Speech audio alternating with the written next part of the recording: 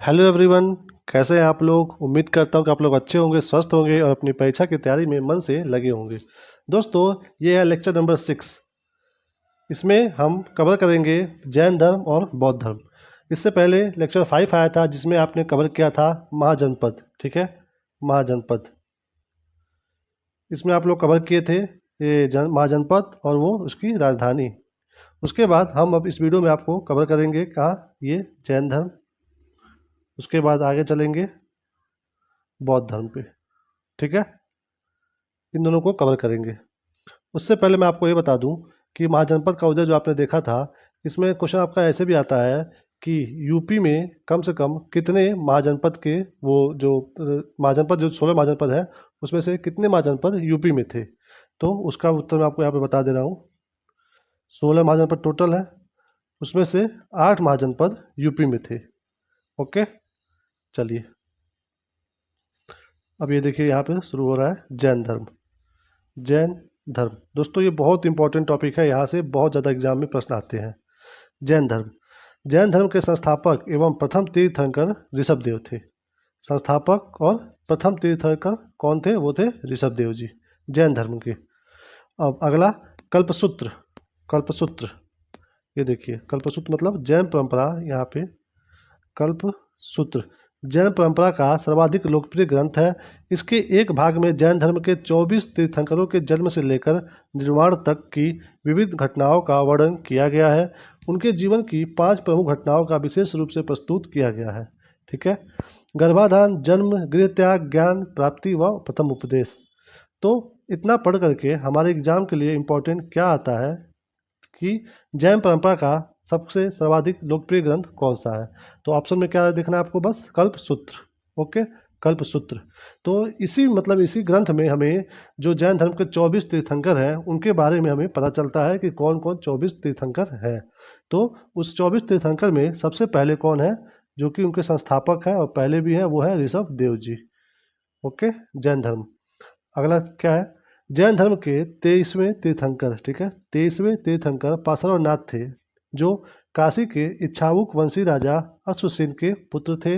उन्होंने 30 वर्ष की आयु में संन्यास जीवन को स्वीकारा। उनके द्वारा दी गई शिक्षा थी हिंसा न करना, सदा सत्य बोलना, चोरी न करना तथा संपत्ति न रखना। तो इतना पढ़ने के बाद हमारे एग्जाम के लिए बस यही इंपॉर्टेंट है कि जैन धर्म के 23वें तीर्थंकर कौन थे, वो थे पार्श्वनाथ जी। ओके, 23वें तीर्थंकर पार्श्वनाथ जी थे। चलिए आगे चलते हैं। अब ये इतना इंपॉर्टेंट नहीं है क्योंकि इनके बारे में ज़्यादा बात नहीं होती है, तो ये हमारे एग्जाम के लिए उतना इंपॉर्टेंट नहीं है। देखिए इंपॉर्टेंस यहाँ से शुरू होता है। महावीर स्वामी, ठीक है, जैन धर्म के 24वें तीर्थंकर एवं अंतिम तीर्थंकर थे। 24वें थे जिनकी बात होती है जैन धर्म, यानी कि महावीर। ठीक है, महावीर स्वामी वो थे जैन धर्म के 24वें और अंतिम, यानी कि उनके बाद और कोई तीर्थंकर नहीं बना। उनसे पहले 23 लोग थे और ये बने 24 नंबर के। ओके, 24 नंबर के, जो कि 24 नंबर के थे, अंतिम थे। अगला चलिए, महावीर का जन्म 540 ईसा पूर्व में कुंडग्राम वैशाली में हुआ था। 540 इनका डेट ऑफ बर्थ याद रखना है आपको। महावीर स्वामी जी का 540 ईसा पूर्व। ठीक है, महावीर 540, महावीर 540, महावीर 540, ऐसे ही आप याद कर लिए 3-4 बार बोल बोल करके। उसके बाद ये कहाँ पे हुआ था? वैशाली में हुआ था। इनके पिता सिद्धार्थ गातिग कुल के सरदार थे और माता त्रिशला लिच्छवी राजा चेटक की बहन थी। ये बस आपको जानना है, ये इंपॉर्टेंट उतना एग्जाम के लिए नहीं है, आप इसको छोड़ सकते हो, बट ये बहुत इंपॉर्टेंट है। महावीर जी का जन्म 540 ईसा पूर्व। ओके, अगला, महावीर की पत्नी, महावीर की पत्नी का नाम यशोदा एवं पुत्री का नाम अनुजा प्रियदर्शनी था। ये क्या हो गया? पत्नी का नाम यशोदा और पुत्री का नाम अनुजा प्रियदर्शनी। तो ये भी आपको बस जानना है, इंपॉर्टेंट एग्जाम के लिए उतना नहीं है। आगे चलिए, महावीर के बचपन का नाम वर्धमान था। ये इंपॉर्टेंट हो जाता है कि महावीर जो थे उनके बचपन का नाम क्या था, तो वो था वर्धमान। इन्होंने 30 वर्ष की उम्र में माता पिता की मृत्यु के पश्चात अपने बड़े भाई नंदीवर्धन से अनुमति लेकर संन्यास जीवन को स्वीकारा था। तो ये इंपॉर्टेंट नहीं है, ये है बस इंपॉर्टेंट है कि वर्धमान। अब ये चीज़ थोड़ा सा बस इंपॉर्टेंट है ये कि किस वर्ष में उन्होंने मतलब डिसाइड किया कि हमें संन्यास जीवन जीना है, तो वो था 30। ठीक है, 30 साल की एज में वो डिसाइड किए कि अब हमें संन्यास जीवन बिताना है, जो उनका पूर्व नाम था, मतलब बचपन का नाम था वर्धमान। चलिए, ये इंपॉर्टेंट है। उसके बाद ये देखिए यहाँ पे बॉक्स दिया हुआ है, ये बस आपको पढ़ लेना है। हमारे एग्जाम के लिए इसमें इंपॉर्टेंट कुछ भी नहीं है। ठीक है, 14 वस्तुओं को उनकी माँ का सपना आया था, ये 14 वस्त्र हैं। ठीक है, और ज्योतिषी से जब ये पूछी तो ज्योतिषी ने बताया कि उनको ऐसा पुत्र होगा, वो या तो बहुत बड़ा मतलब राजा बनेगा, राजाध्यक्ष, या फिर वो बहुत बड़ा एक संत बनेगा। ठीक है, बस ये है यहाँ पे, आप चाहो तो अपने मन से पढ़ सकते हो। अगला लाइन देखिए क्या लिखा है। 12 वर्षों की कठिन तपस्या के बाद, यानी कि 12 वर्ष तक ये कठिन तपस्या किए थे, तो ये भी इंपॉर्टेंट हो जाता है कि महावीर स्वामी जी को कितने वर्षों की तपस्या के बाद ज्ञान की प्राप्ति हुई थी, तो वो है 12 वर्ष। और 12 वर्ष की जब तपस्या किए तो वो किए कहाँ पे, ये भी इंपॉर्टेंट हो जाता है। ये किए थे ऋजुपालिका नदी के किनारे। ठीक है, कौन सी नदी? ऋजुपालिका नदी, महावीर स्वामी जी का ऋजुपालिका नदी के किनारे। ठीक है, और अगला क्या है? साल वृक्ष। ऋजुपालिका नदी के तट पर साल वृक्ष के नीचे तपस्या करते हुए संपूर्ण ज्ञान का बोध हुआ। इसी समय से महावीर जिन यानी कि विजेता, अहर्त यानी कि पूज्य, और निर्ग्रंथ यानी कि बंधनहीन कहलाए। तो यहाँ से यहाँ तक पढ़ने के बाद हमारा इंपॉर्टेंट क्या है? यहाँ पे 12 वर्ष ऋजुपालिका नदी के किनारे, साल वृक्ष पेड़ के नीचे, और उनको ज्ञान की प्राप्ति हुई। उसके बाद जिन, अहर्त, निर्ग्रंथ, मतलब ये सब इंपॉर्टेंट नहीं है, बस ये इंपॉर्टेंट है 12 वर्ष, ऋजुपालिका नदी और साल वृक्ष। ओके, चलिए अगला क्या है इंपॉर्टेंट। उत्तरायण सूत्र में महावीर की शिक्षाओं का वर्णन है, जहाँ भिक्षाओं के आचार संहिता का पालन करने का वर्णन किया गया है। ये देखिए उत्तरायण सूत्र, ये इंपॉर्टेंट हो जाता है। अगर आपके एग्जाम में आ जाए कि महावीर की शिक्षाओं का वर्णन किसमें दिया है और 3-4 नाम दे दे, तो आपको बस यही ऑप्शन में ढूंढना है कि उत्तरायण सूत्र जो भी हो वो ही सही है। ठीक है, चलिए अगला क्या है। महावीर ने अपने उपदेश प्राकृत यानी कि अर्धमागधी भाषा में दिया था। ये most most most important question होता है दोस्तों, मोस्ट इंपॉर्टेंट। यानी कि महावीर जो स्वामी थे, उन्होंने जो अपना उपदेश दिया था वो कौन सी भाषा में दिया था, तो वो दिए थे प्राकृत यानी कि अर्धमागधी भाषा में दिया था। ये एकदम अच्छे से याद रखिएगा इसको। ठीक है, महावीर प्राकृति। ठीक है, महावीर प्राकृति। चलिए, महावीर के अनुयायियों का मूलतः निर्ग्रंथ, अनुयायियों को मूलतः निर्ग्रंथ, ये इंपॉर्टेंट नहीं है, इसको आप छोड़ दीजिए। महावीर के प्रथम अनुयायी उनके दामाद जामिल बने, ये भी मोस्ट इंपॉर्टेंट। जितना इंपॉर्टेंट ये है उतना इंपॉर्टेंट ये भी है। ठीक है, महावीर के प्रथम अनुयायी उनके दामाद यानी कि जामिल, जिनका नाम था जामिल, वो बने थे। जामिल उनके दामाद, इसका मतलब ये है कि ऊपर जो इनकी पुत्री थी अनुजा प्रियदर्शनी, इनके हस्बैंड, ठीक है, जिनका नाम था जमाली, ठीक है, यानी कि जामिल, ये बने थे पहले उनके अनुयायी। ठीक है, तो ये मोस्ट इंपॉर्टेंट आपके लिए हो जाता है कि महावीर के प्रथम अनुयायी कौन थे, तो वो थे जामिल। अनुयायी मतलब वही शिष्य। ठीक है, शिष्य। चलिए, प्रथम जैन बिछड़ू। ठीक है, प्रथम जैन बिछड़ू नरेश दधिवाहन की पुत्री चंपा थी। पहली बिछुड़ी मतलब कि वहाँ पे इनके वहाँ 2 तरह के थे फॉलोअर्स। एक थे उनके फॉलोअर्स जो उनके मानने वाले थे, और एक थे उनके मतलब उनका एक संघ था जहाँ पे लोग रहते थे।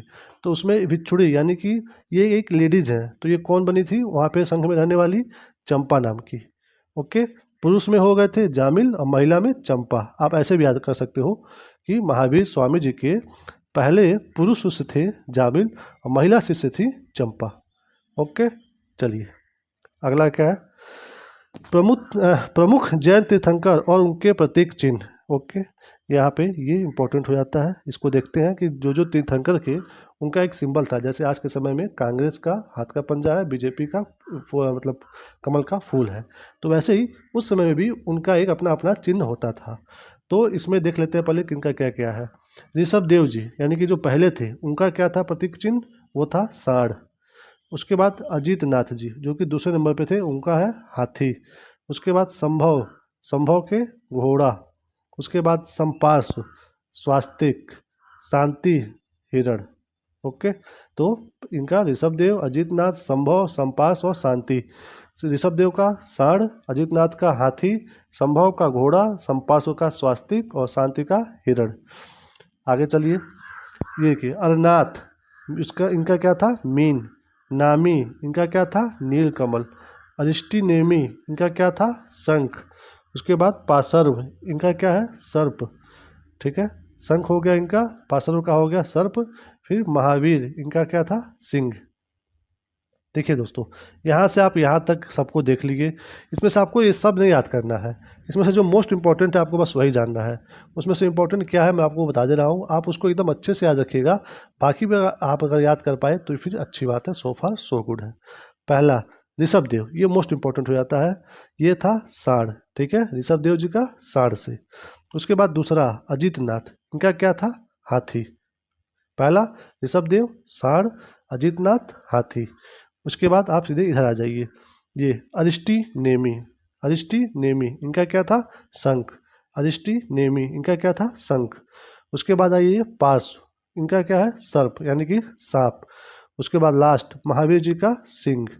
तो ये चार यानी कि शुरू के दो और अंतिम के दो प्लस ये अरिष्टी नेमी जिनका शंख है, ये तीनों आपको याद होने ही चाहिए। बीच के आप जो है उनको आप छोड़ सकते हो, आप उसमें कंफर्ट जोन में रहोगे। बट अगर आप इनको भी याद कर लेते हो, जान लेते हो, तो फिर अच्छी बात है। चलिए ये देखिए, दो जैन तीर्थंकर यानी कि ऋषभदेव और अरिष्टीनेमी के नामों का उल्लेख ऋग्वेद में मिलता है। अरिष्टीनेमी को भगवान कृष्ण का निकट संबंधी माना जाता है। ओके, अब ऐसा क्यों है, क्योंकि अरिष्टीनेमी शंख, शंख कौन बजाता है, भगवान कृष्ण। तो ऐसा इसलिए है, और आप इसी ट्रिक से इसको याद भी कर सकते हो। अरिष्टीनेमी का क्या है चिन्ह, शंख है, पार्षदों का सर्प, महावीर का सिंह। चलिए ये उतना इम्पोर्टेंट नहीं है कि किस में उल्लेख है। चलिए ये तो हो गया पिछला जो आपको बताए थे हम 16 महाजनपद। अब यहाँ से चल रहे हैं अपने बौद्ध धर्म में, आगे बढ़ते हैं। नहीं अभी तो जैन धर्म चल रहा है, सॉरी, ये रुकिए दोस्तों, हाँ यहाँ पे आइए। महावीर, महावीर के अपने शिष्यों को 11 गणधरों में विभाजित किया था, ये इंपॉर्टेंट नहीं है। उसके बाद है आर्य सुधर्मा। आर्य सुधर्मा अकेला ऐसा गंधर्व था जो महावीर की मृत्यु के बाद भी जीवित रहा और जैन धर्म का प्रथम थेरा या मुख्य उपदेशक हुआ। तो यहाँ से दोस्तों इंपॉर्टेंट क्वेश्चन आपके एग्जाम में बनता है कि जैन धर्म का प्रथम थेरा और मुख्य उपदेशक कौन था। ठीक है, यानी कि प्रथम थेरा को ही मुख्य उपदेशक बोला जा रहा है। तो वो पहले कौन थे, यानी कि जब तक वो महावीर जी जिंदा थे तब तक तो वो खुद से ही अपना सब कुछ प्रचार प्रसार कर रहे थे। जैसे ही उनका मृत्यु हुआ उसके बाद उस चीज़ को, मतलब उस काम को कौन संभाला सबसे फ्रंट पे आकर के, तो वो थे आर्य सुधर्मा, आर्य सुधर्मा। तो इसीलिए इनको जैन धर्म का प्रथम थेरा या मुख्य उपदेशक कहा जा रहा है। याद रहे, आर्य सुधर्मा।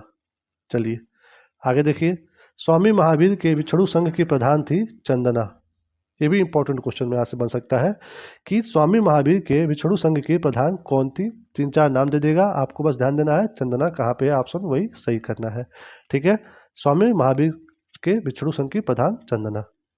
आगे चलिए, लगभग 300 ईसा पूर्व में मगध में 12 वर्षों का भीषण अकाल पड़ा, जिसके कारण भद्रबाहु अपने शिष्यों सहित कर्नाटक चले गए, किंतु कुछ अनुयायी स्थूलभद्र के साथ मगध में ही रुक गए।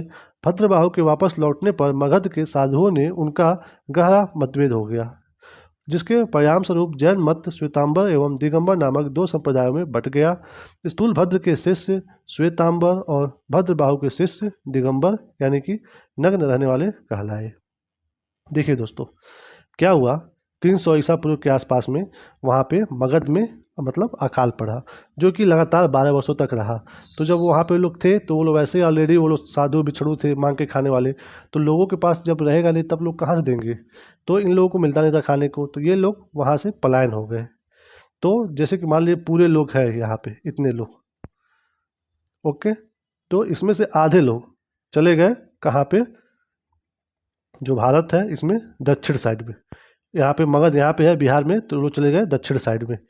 तो इसमें से जो दक्षिण साइड में गए, और जब वो लोग कई मतलब 12 साल जब यहाँ पे अकाल समाप्त हुआ मगध में, तो फिर ये लोग वापस आए मगध में। ओके, जब वापस आए तो उन लोगों को यहाँ पे मतलब अब एक में मिलने नहीं दिया गया कि आप लोग जब अकाल पड़ा था तो आप लोग यहाँ से चले गए थे, अब आप लोग वापस आकर के हमारे में मिलना चाहते हो तो आप लोग अब अलग हो चुके हो।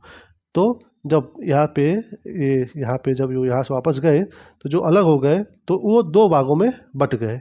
ठीक है, तो बटे कैसे कैसे, एक थे स्थूलभद्र और एक थे भद्रबाहु। ठीक है, 2 गुट बन गया, एक स्थूलभद्र जी का एक भद्रबाहु जी का।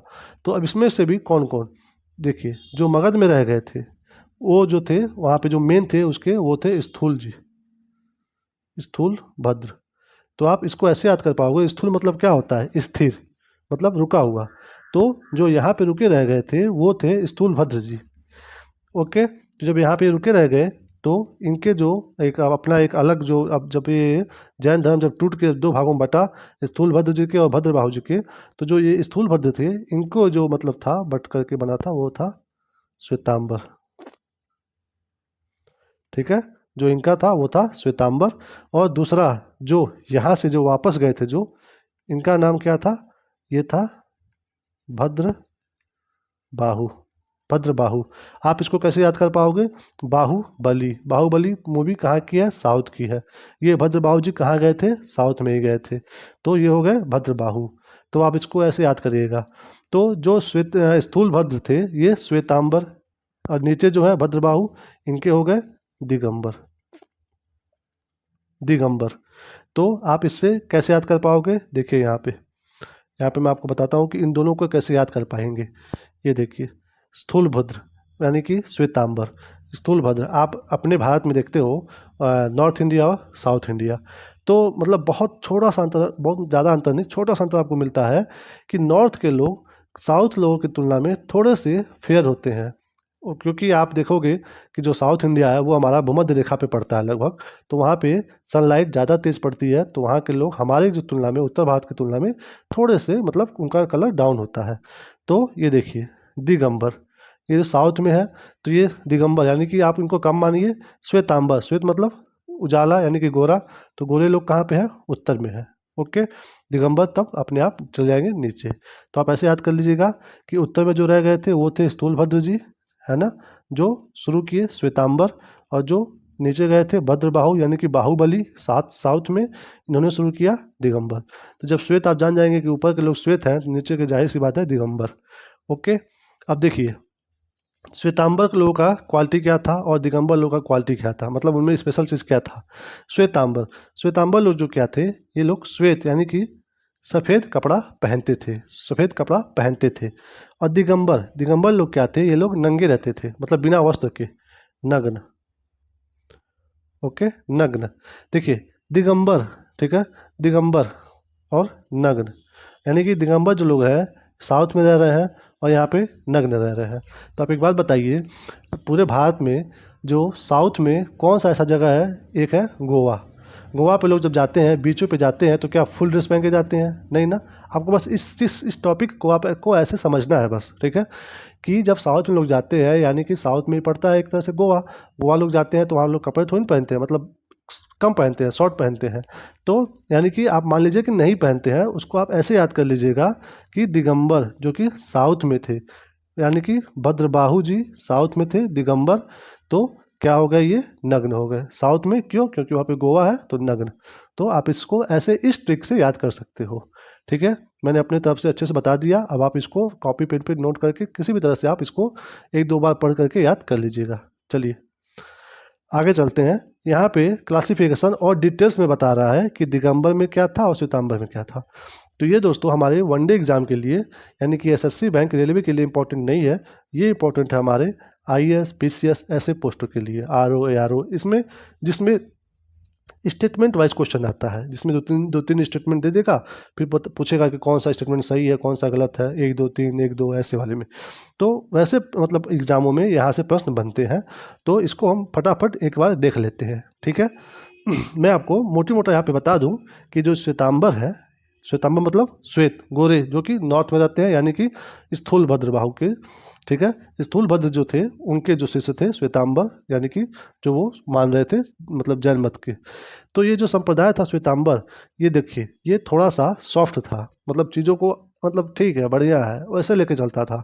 और जो दिगंबर जो है ये संप्रदाय है, ये जो थोड़ा सॉफ्ट नहीं था, ये हार्ड था, कि मतलब जैसे होता है ना कि ये थोड़ा हठी स्वभाव का था, हठी स्वभाव का, और ये थोड़े सॉफ्ट थे, ठीक है।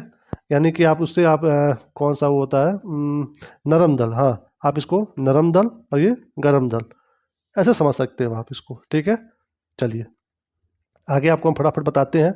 दिगंबर ये क्या थे, मतलब निग्रहों को पालन करते थे, यानी कि इनका 5 एक नियम था, जो था एक सत्य, अहिंसा, अस्तेय, अप्रिय और ब्रह्मचर्य, 5 बना लिया था। और ये जो श्वेतांबर थे इनका क्या था, 4 ही था। और ये क्या नहीं मानते थे, ये ब्रह्मचर्य नहीं मानते थे। सिंपल सी बात है, ये मतलब हमारे एग्जाम बनने के लिए नहीं है, ये बाकी एग्जामों के लिए है। ओके, अगला क्या है, यह संप्रदाय यहाँ पे इसे देखिए, यह संप्रदाय यानी कि दिगंबर संप्रदाय 6 पदार्थों को मानता था। कौन कौन सा, आत्मा, पदार्थ, अंतरिक्ष, गति, स्थिरता और समय। और ये श्वेतांबर लोग क्या होते, ये लोग श्वेतांबर लोग काल यानी कि समय को नहीं मानते थे, बाकी सबको मानते थे। चलिए अगला क्या है, इसमें महिलाएं तीर्थंकर नहीं हो सकती थी, यानी कि दिगंबर में महिलाएं तीर्थंकर नहीं हो सकती थी। समझ रहे हैं कि जो लोग साउथ में गए थे, यानी कि जो लोग गोवा गए थे घूमने, यानी कि साउथ में, वो लोग महिलाएं मतलब तीर्थंकर नहीं होंगी, ऐसा बोल रहे हैं। ठीक है, और इसमें महिलाएं तीर्थंकर हो सकती हैं। जो लोग नॉर्थ में बैठे हैं, जो लोग बिहार में मरकज में बैठे हैं, वो लोग बोल रहे हैं कि महिलाएं हो सकती हैं, और ये लोग बोल रहे हैं महिलाएं नहीं हो सकती हैं। अब आप इसको ऐसे याद कर सकते हो कि भाई साउथ में गए हैं, महिलाओं को देखे हैं कि भाई गोवा में लोग कैसे घूम रहे हैं, तो ये लोग बोल रहे हैं कि अब महिलाएं शामिल नहीं होंगी हमारे में। ठीक है, आगे चलिए। ये मानते हैं कि महावीर ने विवाह नहीं किया था। ये देखिए दोस्तों, ऊपर हमने साफ साफ पढ़ा है कि मतलब उनकी पत्नी का नाम यशोदा था, उनकी पुत्री का नाम अनुज्जा प्रियदर्शी था, हमने ऊपर साफ साफ पढ़ा है। और ये लोग भी तो जान ही रहे होंगे ना उनके बारे में, बट फिर भी सोचिए, मैं इसलिए बोल रहा हूँ कि लोग हार्ड है थोड़े से, कि जानते हुए भी सब कुछ लोग बोल रहे हैं कि महावीर ने विवाह नहीं किया था, और ये लोग मान रहे हैं कि भाई हाँ महावीर ने विवाह किया था और उन्हें संतान हुई थी। ओके, चलिए उसके बाद है, ये मानते हैं कि 19वें तीर्थंकर मल्लीनाथ जो थे वो पुरुष थे, ये पुरुष मान रहे हैं। और ये वहीं पे ये श्वेतांबर मान रहे हैं कि जो मल्लीनाथ थे वो स्त्री थी। ठीक है, तो ये इनमें अंतर है। आगे चलिए, इनका कहना है कि मूल जैन आगम ग्रंथ खो चुका है, यानी कि अब उसके कोई फॉलोअर्स नहीं है। ये कह रहे हैं कि ये जैन आगम ग्रंथ को स्वीकार करते हैं, ये उसको मानते हैं।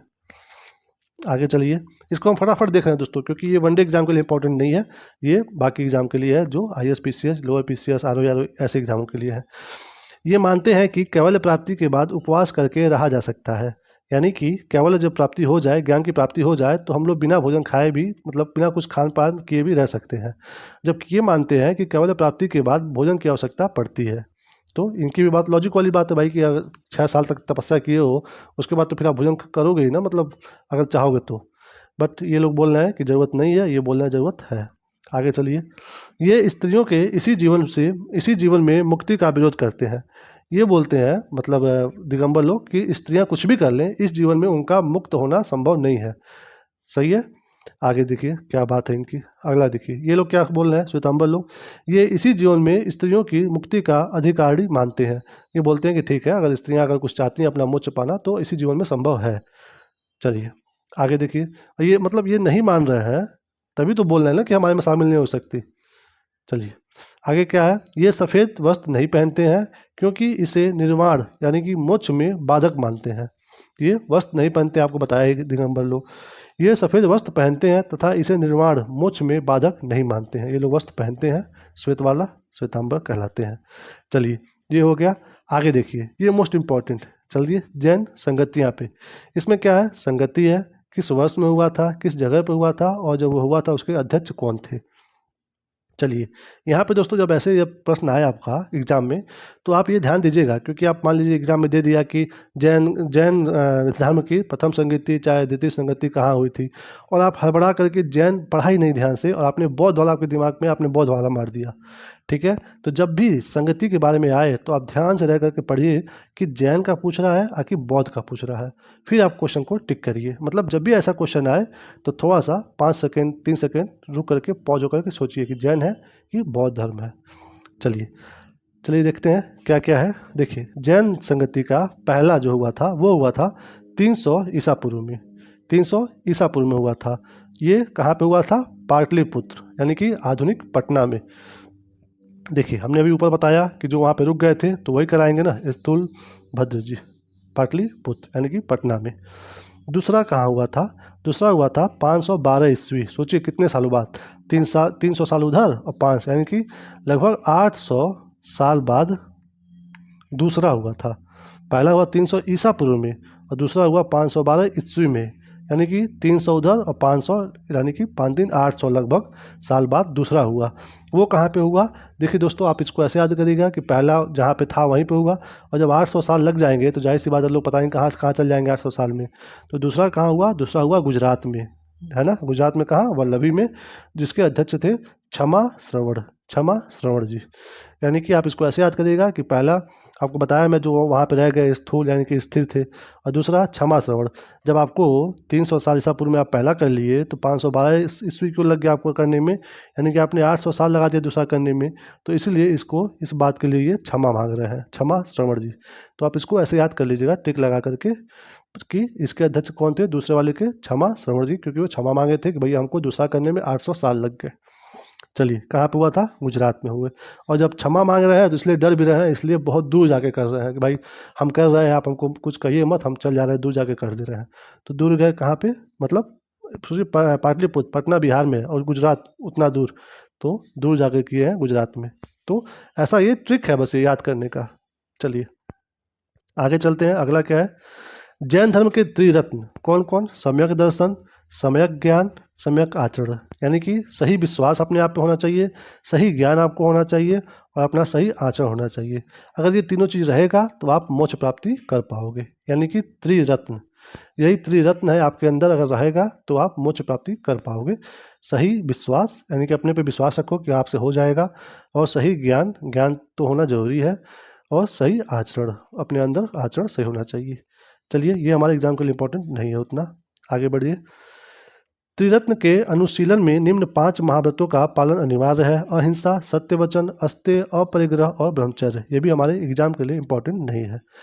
आगे चलिए। जैन धर्म के 4 वरों शिक्षा, अन्न, चिकित्सा और आवास के सिद्धांत ने इसे लोकप्रिय बनाने में मदद की। ये भी इंपॉर्टेंट नहीं है हमारे एग्जाम के लिए। जैन धर्म में ईश्वर की मान्यता नहीं है। जैन धर्म में ईश्वर की मान्यता नहीं है, यानी कि जैन धर्म के लोग मानते ही नहीं है कि कोई देवी देवता भी होते हैं। चलिए, ये हमारे एग्जाम के लिए वनडे के लिए नहीं है, ये बाकी अदर एग्जाम के लिए है। अदर मैं बोलूँगा तो आप समझ जाना कि IAS, PCS, लोअर PCS ऐसे। चलिए आगे चलते हैं। जैन धर्म में आत्मा की मान्यता नहीं है। आत्मा ये लोग मानते ही नहीं है कि आत्मा कुछ चीज़ होती है, यानी कि शरीर अगर मरा अगर तो आत्मा नाम का कोई चीज़ ही नहीं है, ऐसा मानते हैं ये लोग, जैन धर्म के लोग। जैनियों के अनुसार जीव आत्मा न केवल मनुष्यों व पशु पक्षियों में वरन पेड़ पौधों, पत्थरों, जल में भी पाया जाता है। हाँ, आत्मा नहीं मानते हैं लोग, बट इतना मानते हैं कि देखिए जो मतलब देखिए जीव है, जीव यानी कि कोई भी आत्मा जो है वह सिर्फ मनुष्य में नहीं है। मतलब ये मुझे ये समझ में नहीं आता है कि अभी आत्मा ये नहीं मान रहे थे, पर फिर आप यहाँ पे पता है किस चीज़ की बात लोग करते हैं लोग। मतलब जब मैं ये पढ़ता हूँ तो फिर मैं इस बारे में थोड़ा सोचता हूँ कि आखिर में ऐसा क्यों सोचते हैं लोग कि एक जगह आत्मा नहीं मान रहे हैं, और दूसरी बात दूसरी जगह पे ये कह रहे हैं कि आत्मा सिर्फ मनुष्यों में ही नहीं है, पशु पक्षी में भी है, पेड़ पौधों में भी है, पत्थर यानी कि जो सोचिए जो निर्जीव चीज़ है उसमें भी ये लोग बता रहे हैं कि आत्मा है, और जल में भी आत्मा है। यही वजह है कि आप मतलब पता नहीं सुने हो नहीं सुने हो, पर मैं आप बता दूं आपको कि ये जो जैन धर्म लोग हैं ये लोग कहते हैं कि हमें कृषि भी नहीं करना चाहिए, यानी कि खेती भी नहीं करना चाहिए। क्यों? क्योंकि जब खेती करेंगे हम तो उसमें हल चलाएंगे, और जब हल चलाएंगे उसमें तो जब हल चलता है, आप अगर खेतों में देखोगे जब हल चलता है तो मिट्टी में से कीड़े मकोड़े निकलते हैं बहुत ज़्यादा, और जब वो हल चलता है तो उससे बहुत कीड़े मकोड़े मर भी जाते हैं। तो ये लोग कहते हैं कि कीड़ों में जान पाई जाती है, इसलिए आप उनको मत मारिए, और उनको अगर नहीं मारना है तो आप खेती मत करिए। इनका मानना होता है जैन धर्म का। तो ये चीज़ मुझे थोड़ा सा सोचने पर मजबूर करती है कि आखिर में ऐसा क्यों मानते हैं कि आत्मा की मान्यता मानेंगे नहीं, बट ये कहेंगे कि हर चीज़ में जीव है, हर चीज़ में जीव है, यानी कि इवन निर्जीव में भी लोग ये बोलते हैं कि आत्मा है, जीव है। तो ये आपको जानना है, बट पता नहीं क्या ये चीज़ हमको थोड़ा समझ में नहीं आता ये। बाकी ठीक है, चलिए आगे देखते हैं। जैन धर्म के अनुसार सृष्टि का निर्माण जीव तथा अजीव नामक 2 मूल तत्वों से हुआ है। जीव चेतन तत्व है और अजीव अचेतन यानी कि जड़ तत्व, पुद्गल, काल, आकाश, धर्म, अधर्म। ये मानते हैं कि अगर जो पूरा जो संसार बना हुआ है वो जीव और सजीव, मतलब जीव और सजीव यानी कि सजीव और निर्जीव दोनों को मिला करके बना हुआ है। ऐसा नहीं है कि संसार पूरा सजीव से बना हुआ है। तो वो तो हम भी लोग देख रहे हैं कि भाई इस संसार में हम भी हैं, आपके सामने टेबल भी है, मेज भी है, पंखा भी है, ये सब निर्जीव है, ये भी तो है। तो इनको मिला करके हमारा संसार का निर्माण हुआ है। तो हो सकता है कि वो लोग इस सोच से बोलते हों कि अगर पूरे संसार को बनाने में निर्जीव लोगों का भी हाथ है, तो आप मान के चलिए कि निर्जीव में भी जान है, यानी कि वो भी एक सजीव है। तो हो सकता है ये लोग ऐसे मानते हो इस चीज़ को, बट ये थोड़ा सोच के परे है, बट फिर भी ठीक है, चलते हैं आगे, देखते हैं आगे क्या है। महावीर जन्म एवं महावीर पुनर्जन्म एवं कर्मवाद में विश्वास करते थे। ठीक है, ये मानते हैं महावीर जी कि पुनर्जन्म होता है, यानी कि एक बार आदमी जो मर जाता है दोबारा पैदा होता है, ये लोग मानते हैं। और कर्मवाद यानी कि आप जैसा कर्म करोगे आपको वैसा फल मिलेगा, ये भी ये लोग मानते हैं। कौन? जैन धर्म के लोग, यानी कि महावीर जी। जैन धर्म के सप्तभंगी ज्ञान के अन्य नाम स्यादवाद व अनिकांतवाद है, जो जैन धर्म का मौलिक सिद्धांत है। देखिए ये इंपॉर्टेंट हो जाता है आपके लिए, आपके एग्जाम में आ सकता है कि स्यादवाद और अनिकांतवाद किस धर्म से संबंधित है, जैन धर्म, बौद्ध धर्म, शैव धर्म या फिर कोई और। तो आपको ध्यान देना है स्यादवाद और अनिकांतवाद कौन से धर्म से है, वो है जैन धर्म से। जैन धर्म से, क्योंकि जैन धर्म का ये मौलिक सिद्धांत है, स्यादवाद और अनिकांतवाद। चलिए आगे चलते हैं। जैन धर्म ने अपने आध्यात्मिक विचारों को सांख्य दर्शन से ग्रहण किया है। सांख्य दर्शन, अभी हमने पिछले क्लास में हमने पढ़ा है सांख्य दर्शन के बारे में। सांख्य दर्शन के हमने बताया था कि कौन उनके वो है, मतलब इसके रचयिता कौन है, वो है कपिल। सांख्य दर्शन के रचयिता कौन है? कपिल जी। आप इनको याद ऐसे कर सकते हो, कपिल, बहुत फेमस शो आता है कपिल शर्मा का। यहाँ पे सांख्य मतलब वहाँ पे संख्या में लोग आते हैं, बार बार संख्या में लोग सामने बैठे होते हैं, संख्या में लोग आते हैं, यानी कि हर हफ्ते कोई न कोई आता रहता है, संख्या हमेशा मतलब वहाँ पे लगी रहती है। और जब भी आते हैं लोग 4-5 मेज होता है, सब लोग बैठे होते हैं, यानी कि वहाँ संख्या ही संख्या होती है कि देखने वाले जो सामने बैठे होते हैं कुछ लोग वहाँ पे और कुछ लोग इधर बैठे होते हैं, संख्या ज़्यादा है वहाँ पे। और हर दिन आता है, मतलब हमेशा हर मतलब एक वीक में आता है, तो संख्या वहाँ से आप याद करिएगा कपिल। तो ये शायद आपको रिलेट करके आप याद कर पाओगे, सांख्य दर्शन के कौन है, वो है कपिल जी। चलिए आगे चलते हैं, ये हमारे लिए इंपॉर्टेंट है, याद रखिएगा आप। तो ये इंपॉर्टेंट नहीं है कि जैन धर्म ने कहाँ से विचार लिए है, बट ये इंपॉर्टेंट है कि सांख्य दर्शन के रचयिता कौन है, तो वो है कपिल जी। देखिए जैन धर्म मानने वाले कुछ राजा थे, वो थे उदयीन, वंद राजा और चंद्रगुप्त मौर्य। ठीक है, ये उतना इंपॉर्टेंट नहीं है, आप याद करेंगे तो अच्छी बात होगी कि कौन कौन राजा मतलब जैन धर्म को मानते थे। इधर आ जाइए, कलिंग नरेश, खारवेल, राष्ट्रकूट राजा, अमोघवर्ष और चंदेल शासक, तो आप इसको छोड़ सकते हो।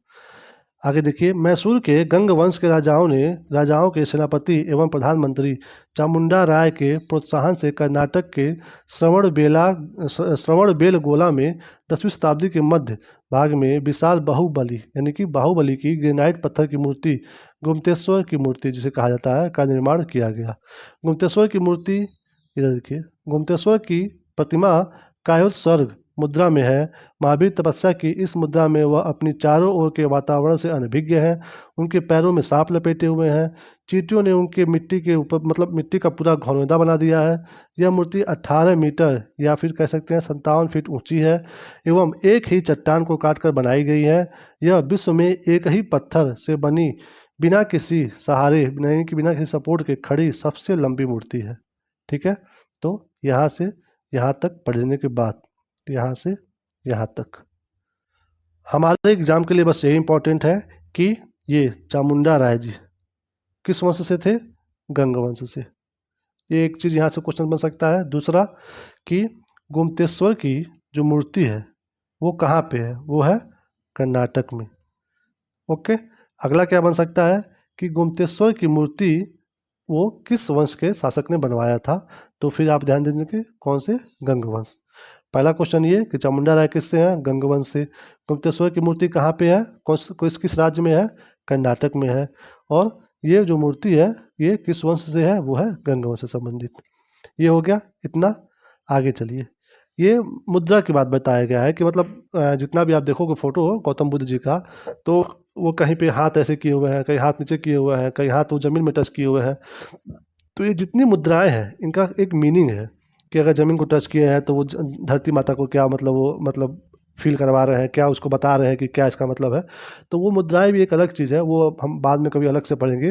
वो उतना पूछता नहीं है, वो फिर वही यूपीएससी IAS में आता है। ये हमारे वनडे एग्जाम में नहीं पूछता है कि किस मुद्रा का क्या मतलब है। ठीक है, तो हम यहाँ पे उसको नहीं देखेंगे। फिर देखिए, एक क्वेश्चन ये भी आ सकता है कि गुप्तेश्वर की जो मूर्ति है वो उसकी मतलब ऊंचाई पूछ सकता है कि कितनी मीटर में है या फिर फीट में पूछ सकता है। तो ध्यान दीजिएगा 18 मीटर है और 57 फीट में है। ठीक है, मीटर में 18 मीटर है और फीट में 57 फीट है।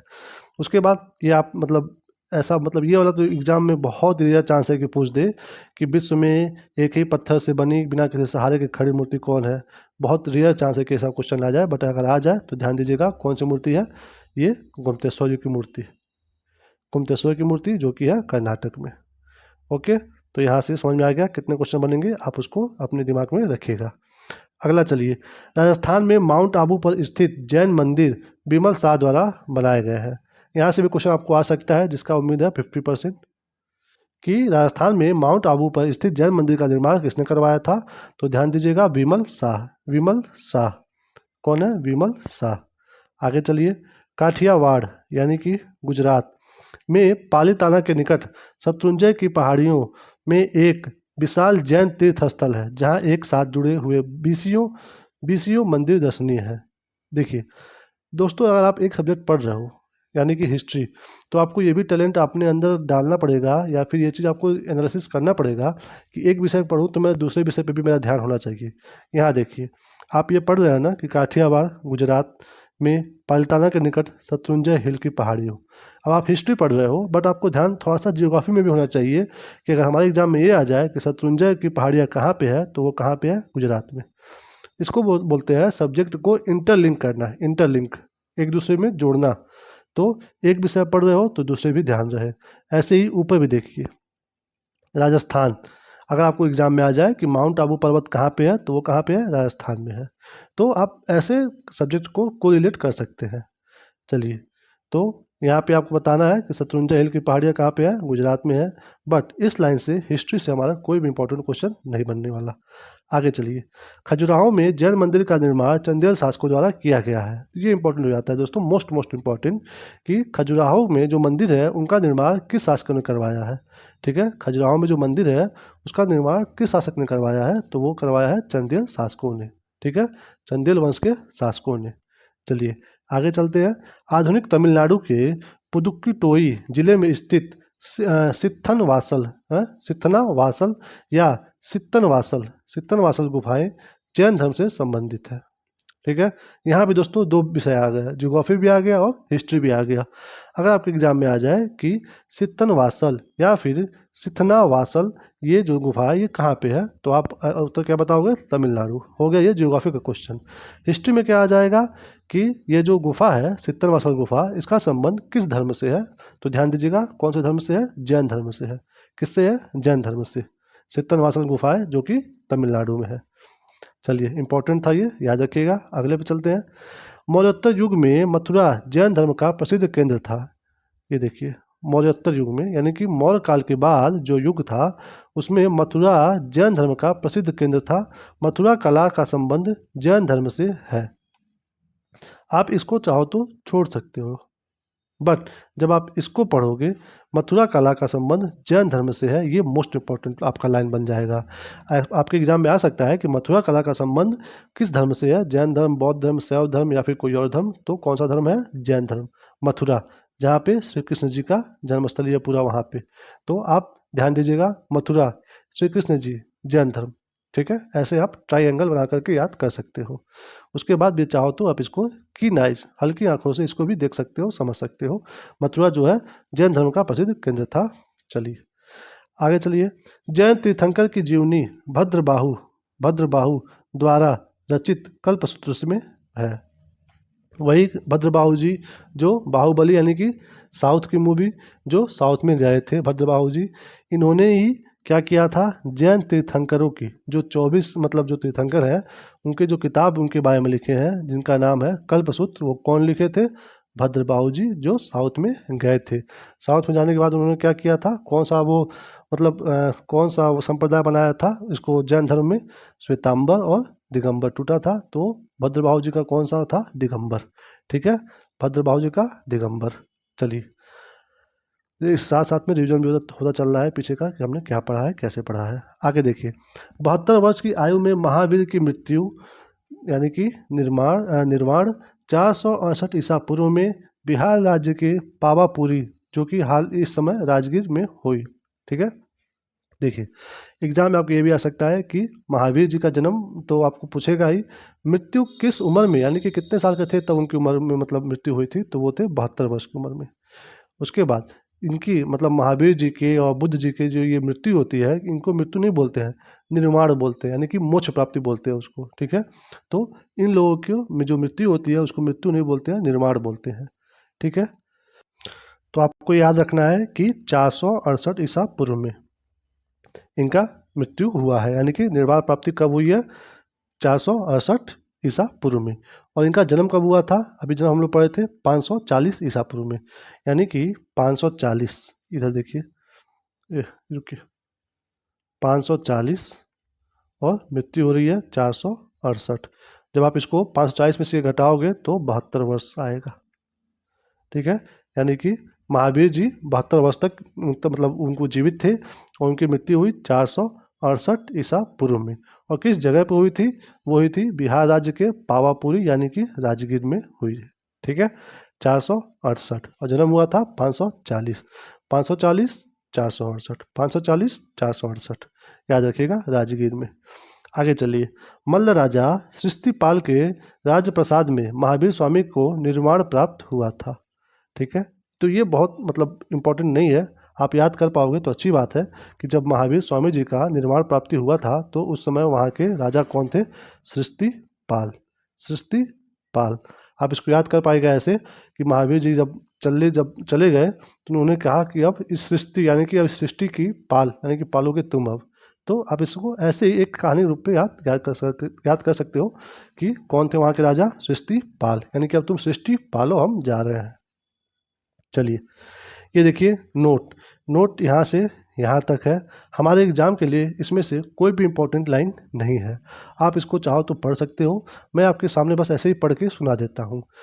6वीं से 9वीं शताब्दी के बीच बड़ोदरा के पास अकोटा, यानी कि गुजरात एवं पश्चिमी भारतीय क्षेत्र में कांस्य की अधिकांश मूर्तियाँ महावीर और पार्श्वनाथ या आदिनाथ जैसे तीर्थंकरों की बनाई जाती थी।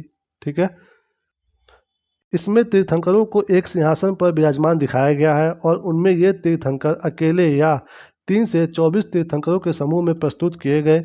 इनके अलावा कुछ प्रमुख तीर्थंकरों की शासन देवियों या छड़ियों की नारी प्रतिमाएं भी बनाई जाने लगी। चक्रेश्वरी आदिनाथ की शासन देवी एवं अंबिका नेमिनाथ की शासन देवी हैं। ये इम्पोर्टेंट नहीं है और आप ये बस पढ़ने के लिए पढ़ सकते हो, एग्जाम के लिए इम्पोर्टेंट इसमें से कुछ भी नहीं है। आगे चलिए, ये था हमारा जैन धर्म। तो अब आगे चलते हैं अपने अगले धर्म पे, जो कि है बौद्ध धर्म। चलिए फटाफट अब इसको भी देख लेते हैं अच्छे से, फटाफट मतलब अच्छे से। बौद्ध धर्म के संस्थापक गौतम बुद्ध, समझ में आया। यानी कि अभी आप पीछे देखे हो कि जो जैन धर्म है उसके फेमस कौन है, फेमस है महावीर स्वामी जी, बट वो उनके संस्थापक नहीं है, उनके संस्थापक हैं ऋषभ देव जी। उसके बाद जब 23 तीर्थंकर चले गए, जब 24वें आए हैं महावीर स्वामी जी, जिनके बारे में हम लोग पूरा डिटेल से सब कुछ जानते हैं और पढ़ते हैं।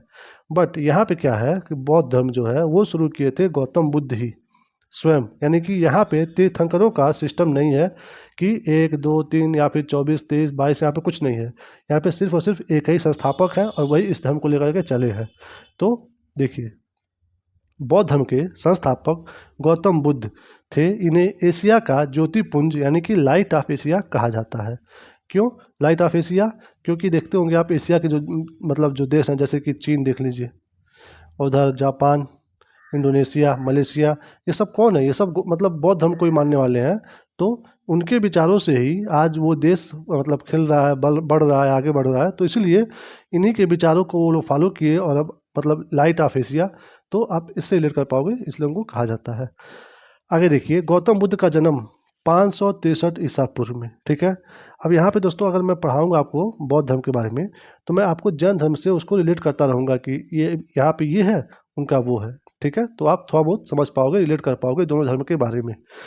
देखिए, बुद्ध जी का जन्म बता रहा है 563 ईसा पूर्व, 563 ईसा पूर्व।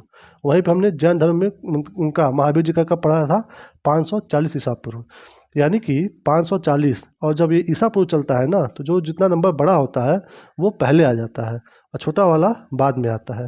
देखिए 563 ईसा पूर्व और उनका क्या था 540 ईसा पूर्व, है ना। महावीर जी का 540 ईसा पूर्व, यानी कि पहले कौन, मतलब इन दोनों में बड़े कौन हुए, बड़े थे गौतम बुद्ध जी, यानी कि महावीर जी से भी बड़े थे गौतम बुद्ध जी। कितने साल, ये 40 है और ये 63 है, यानी कि 40 से 50, 50 से 60, 20, 23 साल बड़े थे बुद्ध जी किनसे, स्वामी मतलब महावीर स्वामी जी से। तो यहाँ पे 563 ईसा पूर्व, ये हो गए 540 ईसा पूर्व। उसके बाद इनका बता रहा है कि कपिल वस्तु के लुम्बिनी नामक स्थान पर हुआ था। इनके पिता शुद्धोधन थे और जो कि साक्यगढ़ के मुखिया थे। तो यहाँ से दोस्तों इंपॉर्टेंट एक क्वेश्चन तो ये बन जाता है कि किस सन में उनका जन्म हुआ था, 563 ईसा पूर्व में। और इनके पिता जो थे शुद्धोधन, या फिर ये डायरेक्टली पूछ सकता है कि गौतम बुद्ध जी किस गढ़ से संबंधित थे। तो वो कौन से गढ़ था, वो साक्यगढ़ से, ठीक है, साक्यगढ़ से संबंधित थे गौतम बुद्ध जी, जो कि उनका जन्म हुआ था कपिलवस्तु के लुम्बिनी में 563 ईसा पूर्व में।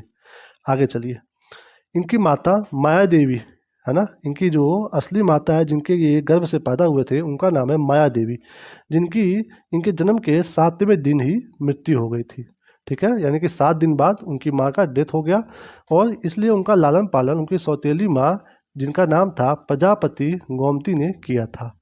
असली माँ मतलब जिनके कोख से जन्म लिए वो थी माया देवी, बट लालन पालन हुआ था प्रजापति गौतमी के द्वारा, ठीक है। चलिए, तो ये हो गया, ये आप याद रखिएगा, ये इंपॉर्टेंट है। इनके बचपन का नाम सिद्धार्थ था, इनके बचपन का नाम सिद्धार्थ था। और वहीं पे हमने महावीर जी के बारे में क्या पढ़ा, उनका बचपन का नाम क्या था, वर्धमान, वर्धमान, इनका नाम क्या है, सिद्धार्थ, बचपन का नाम। अब वो वर्धमान से क्या हो गए, महावीर स्वामी हो गए। ये सिद्धार्थ से क्या हो गए, गौतम बुद्ध हो गए। गौतम क्यों, क्योंकि गौतमी, यानी कि गौतमी के बेटे गौतम बुद्ध। आगे पढ़िए, गौतम बुद्ध का विवाह 16 वर्ष की अवस्था में यशोधरा के साथ हुआ। इनके पुत्र का नाम राहुल था, ठीक है। देखिए गौतम बुद्ध का विवाह 16 वर्ष की उम्र में हो गया था, ठीक है। बट ये देखिए यहाँ पे इनकी जो पत्नी थी, इनकी पत्नी का नाम था यशोधरा, है ना, बुद्ध जी की पत्नी का नाम था यशोधरा, ओके। और वहीं पे हमने महावीर जी के क्या पढ़ा था, महावीर की पत्नी का क्या नाम था, यशोदा। उधर यशोदा, उनके नाम में भी य है, इनके नाम में भी य है, उनके नाम में भी सो है, इनके नाम में भी सो है, यशो दा यशोधरा। देखिए कितना मैचिंग कर रहा है, ठीक है। तो आप याद करिएगा, धरा, यशोधरा, धरा मतलब पहना। और जैन धर्म की तुलना में बौद्ध धर्म ज़्यादा दूर तक गया ना, वो ज़्यादा दूर तक फैला, तो धारा की तरफ वो आगे बढ़ता गया। तो आप इसको ट्रिक से याद कर पाइएगा कि गौतम बुद्ध की माँ का नाम क्या था, यशोधरा। मतलब आपका अगर कन्फ्यूज होइएगा कि यशोदा की यशोधरा, तो धरा, धरा मतलब धारा, जो दूर तक गया, यशोधरा, तो गौतम बुद्ध जी। और इनके पुत्र का नाम राहुल था, ठीक है, राहुल, यानी कि बुद्ध जी के एक बेटे थे और महावीर स्वामी जी की एक बेटी थी। जो उनकी बेटी थी उनका नाम क्या बताया था मैंने, अनुजा प्रियदर्शी, है ना, जिनके पति थे जामिल, जो महावीर जी के प्रथम अनुयायी बने थे। और यहाँ पे इनके एक बेटे हैं जिनका नाम है राहुल, ठीक है, यानी कि उनकी एक बेटी थी और इनके एक बेटे थे, राहुल जिनका नाम था, राहुल, ओके। इधर देखिए, यहाँ पे जो चार्ट है, ये भी हमारे चार्ट एग्जाम के लिए इम्पोर्टेंट हो जाता है। इसमें भी सबसे ज़्यादा इम्पोर्टेंट, पहले हम आपको ये बता दें कि कौन कौन सा है। जन्म, जन्म जो हुआ था उसको भी एक प्रतीक के रूप में माना गया है बुद्ध जी के, उसको माना गया है कमल और सांड के रूप में, ऐसा माना गया है। उसके बाद गृह त्याग, जब वो घर छोड़े थे तो उसको एक घोड़े का सिंबल दिया जा रहा है। उसके बाद जब उनको ज्ञान की प्राप्ति हुई थी तो उसको पीपल का सिंबल दिया जा रहा है, बोधि वृक्ष। प्रथम उपदेश जहाँ पे दिए थे वो, उसे चक्र की बात में, मतलब चक्र के रूप में उसको रिप्रेजेंट किया जा रहा है। निर्वाण को पदक चिन्ह और मृत्यु को स्तूप, ठीक है। तो ये उनसे जो जो उनके लाइफ में जो घटना हुआ था उसका एक अलग अलग प्रतीक चिन्ह बनाया गया है, सिंबल बनाया गया है। तो इसमें आपको सब नहीं याद करना है, आपको बस ये जानना है कि जन्म का क्या है। ज्ञान आपको पता ही है क्योंकि पीपल के मतलब वो पेड़ के नीचे उनको ज्ञान की प्राप्ति हुई थी, ठीक है, अभी आगे पढ़ा जाएगा, अभी देखा जाएगा। और प्रथम उपदेश आपको पता ही होगा कि चक्र है, वो धर्म चक्र, है ना। उसके बाद निर्वाण, पदचिन्ह, मृत्यु, स्तूप। तो आपको बस ये ध्यान देना है जन्म का और इसका गृह त्याग का। आप ये सब आराम से छोड़ सकते हो क्योंकि आपको ये नहीं, डायरेक्ट इनडायरेक्ट नॉलेज में आपको ये चीज़ें पता है, ठीक है। बस ध्यान देना है इन दोनों चीज़ पे, जन्म पे और गृह त्याग पे। चलिए आगे चलते हैं। ये देखिए, सिद्धार्थ जब कपिलवस्तु की सैर पर निकले तो उन्होंने निम्न 4 दृश्यों को देखा। क्या क्या? पहला, बूढ़ा व्यक्ति, एक बीमार व्यक्ति और एक शव यानी कि डेड बॉडी और एक सन्यासी यानी कि साधु। और इन्हीं चारों को देखने के बाद वो अपने सारथी से पूछते हैं कि क्या क्या है, मतलब आप ये स्टोरी सुने होंगे। तो उन्होंने बताया कि भाई बूढ़ा व्यक्ति यानी कि आप अभी यंग हो तो आप भी बूढ़े हो सकते हो। एक बीमार व्यक्ति को बताया कि देखिए वो बंदा बहुत बीमार है, आप अभी स्वस्थ हो, आप भी एक दिन भी आएगा इसके आप बीमार पड़ोगे। और ये पूछे ये क्या जा रहा है, तो सौ जा रहा है। तो बताया क्योंकि वो राजा के बेटे थे ना, वो राजा के बेटे थे, साक्यगढ़ यानी कि उस समय साक्य जो गढ़ था वो एक राजा मतलब फैमिली से थे ये बुद्ध जी। तो इनको ये सब चीज़ें पता नहीं थी क्योंकि इनको शुरू से ही मॉलों में ही रखा गया था। तो जब ये बाहर निकले, बूढ़े व्यक्ति को देखे, बीमार व्यक्ति को देखे, शव को देखे और सन्यासी को देखे, तो तब ये पूछे कि भाई ये सब क्या है। तो बताया, तब इनको समझ में आया कि भाई जीवन में समस्याएं हैं और झूठ में हम आदमी लाइफ को जीने के लिए परेशान है कि हमारी लाइफ में ये हो जाए वो हो जाए। जबकि अंतिम सत्य क्या है कि आप एक दिन आएगा बूढ़े हो जाओगे, आप एक समय आएगा कि आप बीमार हो जाओगे, एक समय आएगा कि आप मतलब नहीं रहोगे इस दुनिया में। और एक सन्यासी मतलब जिसका कुछ भी नहीं है, बस वो जी रहा है, मस्त से घूम रहा है। तो यहाँ से उनको शिक्षा मिलती है, फिर उनके लाइफ में चेंज आता है। ठीक है, ये देखिए, सांसारिक समस्याओं से व्यतीत होकर के सिद्धार्थ ने 29 वर्ष की अवस्था में गृह त्याग किया, जिसे बौद्ध धर्म में महाभिनिष्क्रमण कहा जाता है। ओके, देखिए, यानी कि मतलब ये गौतम बुद्ध जी ये 29 वर्ष की अवस्था में घर छोड़ दिए थे, 29 वर्ष की अवस्था में। वहीं हमने महावीर जी के बारे में पढ़ा था, वो कितने वर्ष में, वो 30 वर्ष में छोड़े थे अपने भाई को, मतलब अनुमति लेकर के अपने भाई नंदीवर्धन से। चलिए आगे देखिए, तो जब वो मतलब वो अपना गृह त्याग किए तो उसको बौद्ध धर्म में क्या कहा जाता है, महाभिनिष्क्रमण। ओके, चलिए ये भी उतना इंपॉर्टेंट नहीं है, बस ध्यान दीजिएगा 29 वर्ष की अवस्था में। गृह त्याग करने के बाद सिद्धार्थ बुद्ध ने वैशाली के अलार कलाम से सांख्य दर्शन की शिक्षा ग्रहण की। अलार कलाम सिद्धार्थ के प्रथम गुरु हुए जिससे उन्होंने शून्य का ज्ञान प्राप्त किया। देखिए ये इंपॉर्टेंट हो जाता है लाइन आपके लिए कि जो ये अलार कलाम है, आपको ऐसे पूछ सकता है कि गौतम बुद्ध जी थे, जो उनके गुरु कौन थे? उनके गुरु थे अलार कलाम, है ना, अलार कलाम, जो कि उनसे ये कौन शिक्षा लिए थे, सांख्य दर्शन के बारे में, और कौन सा, शून्य का ज्ञान।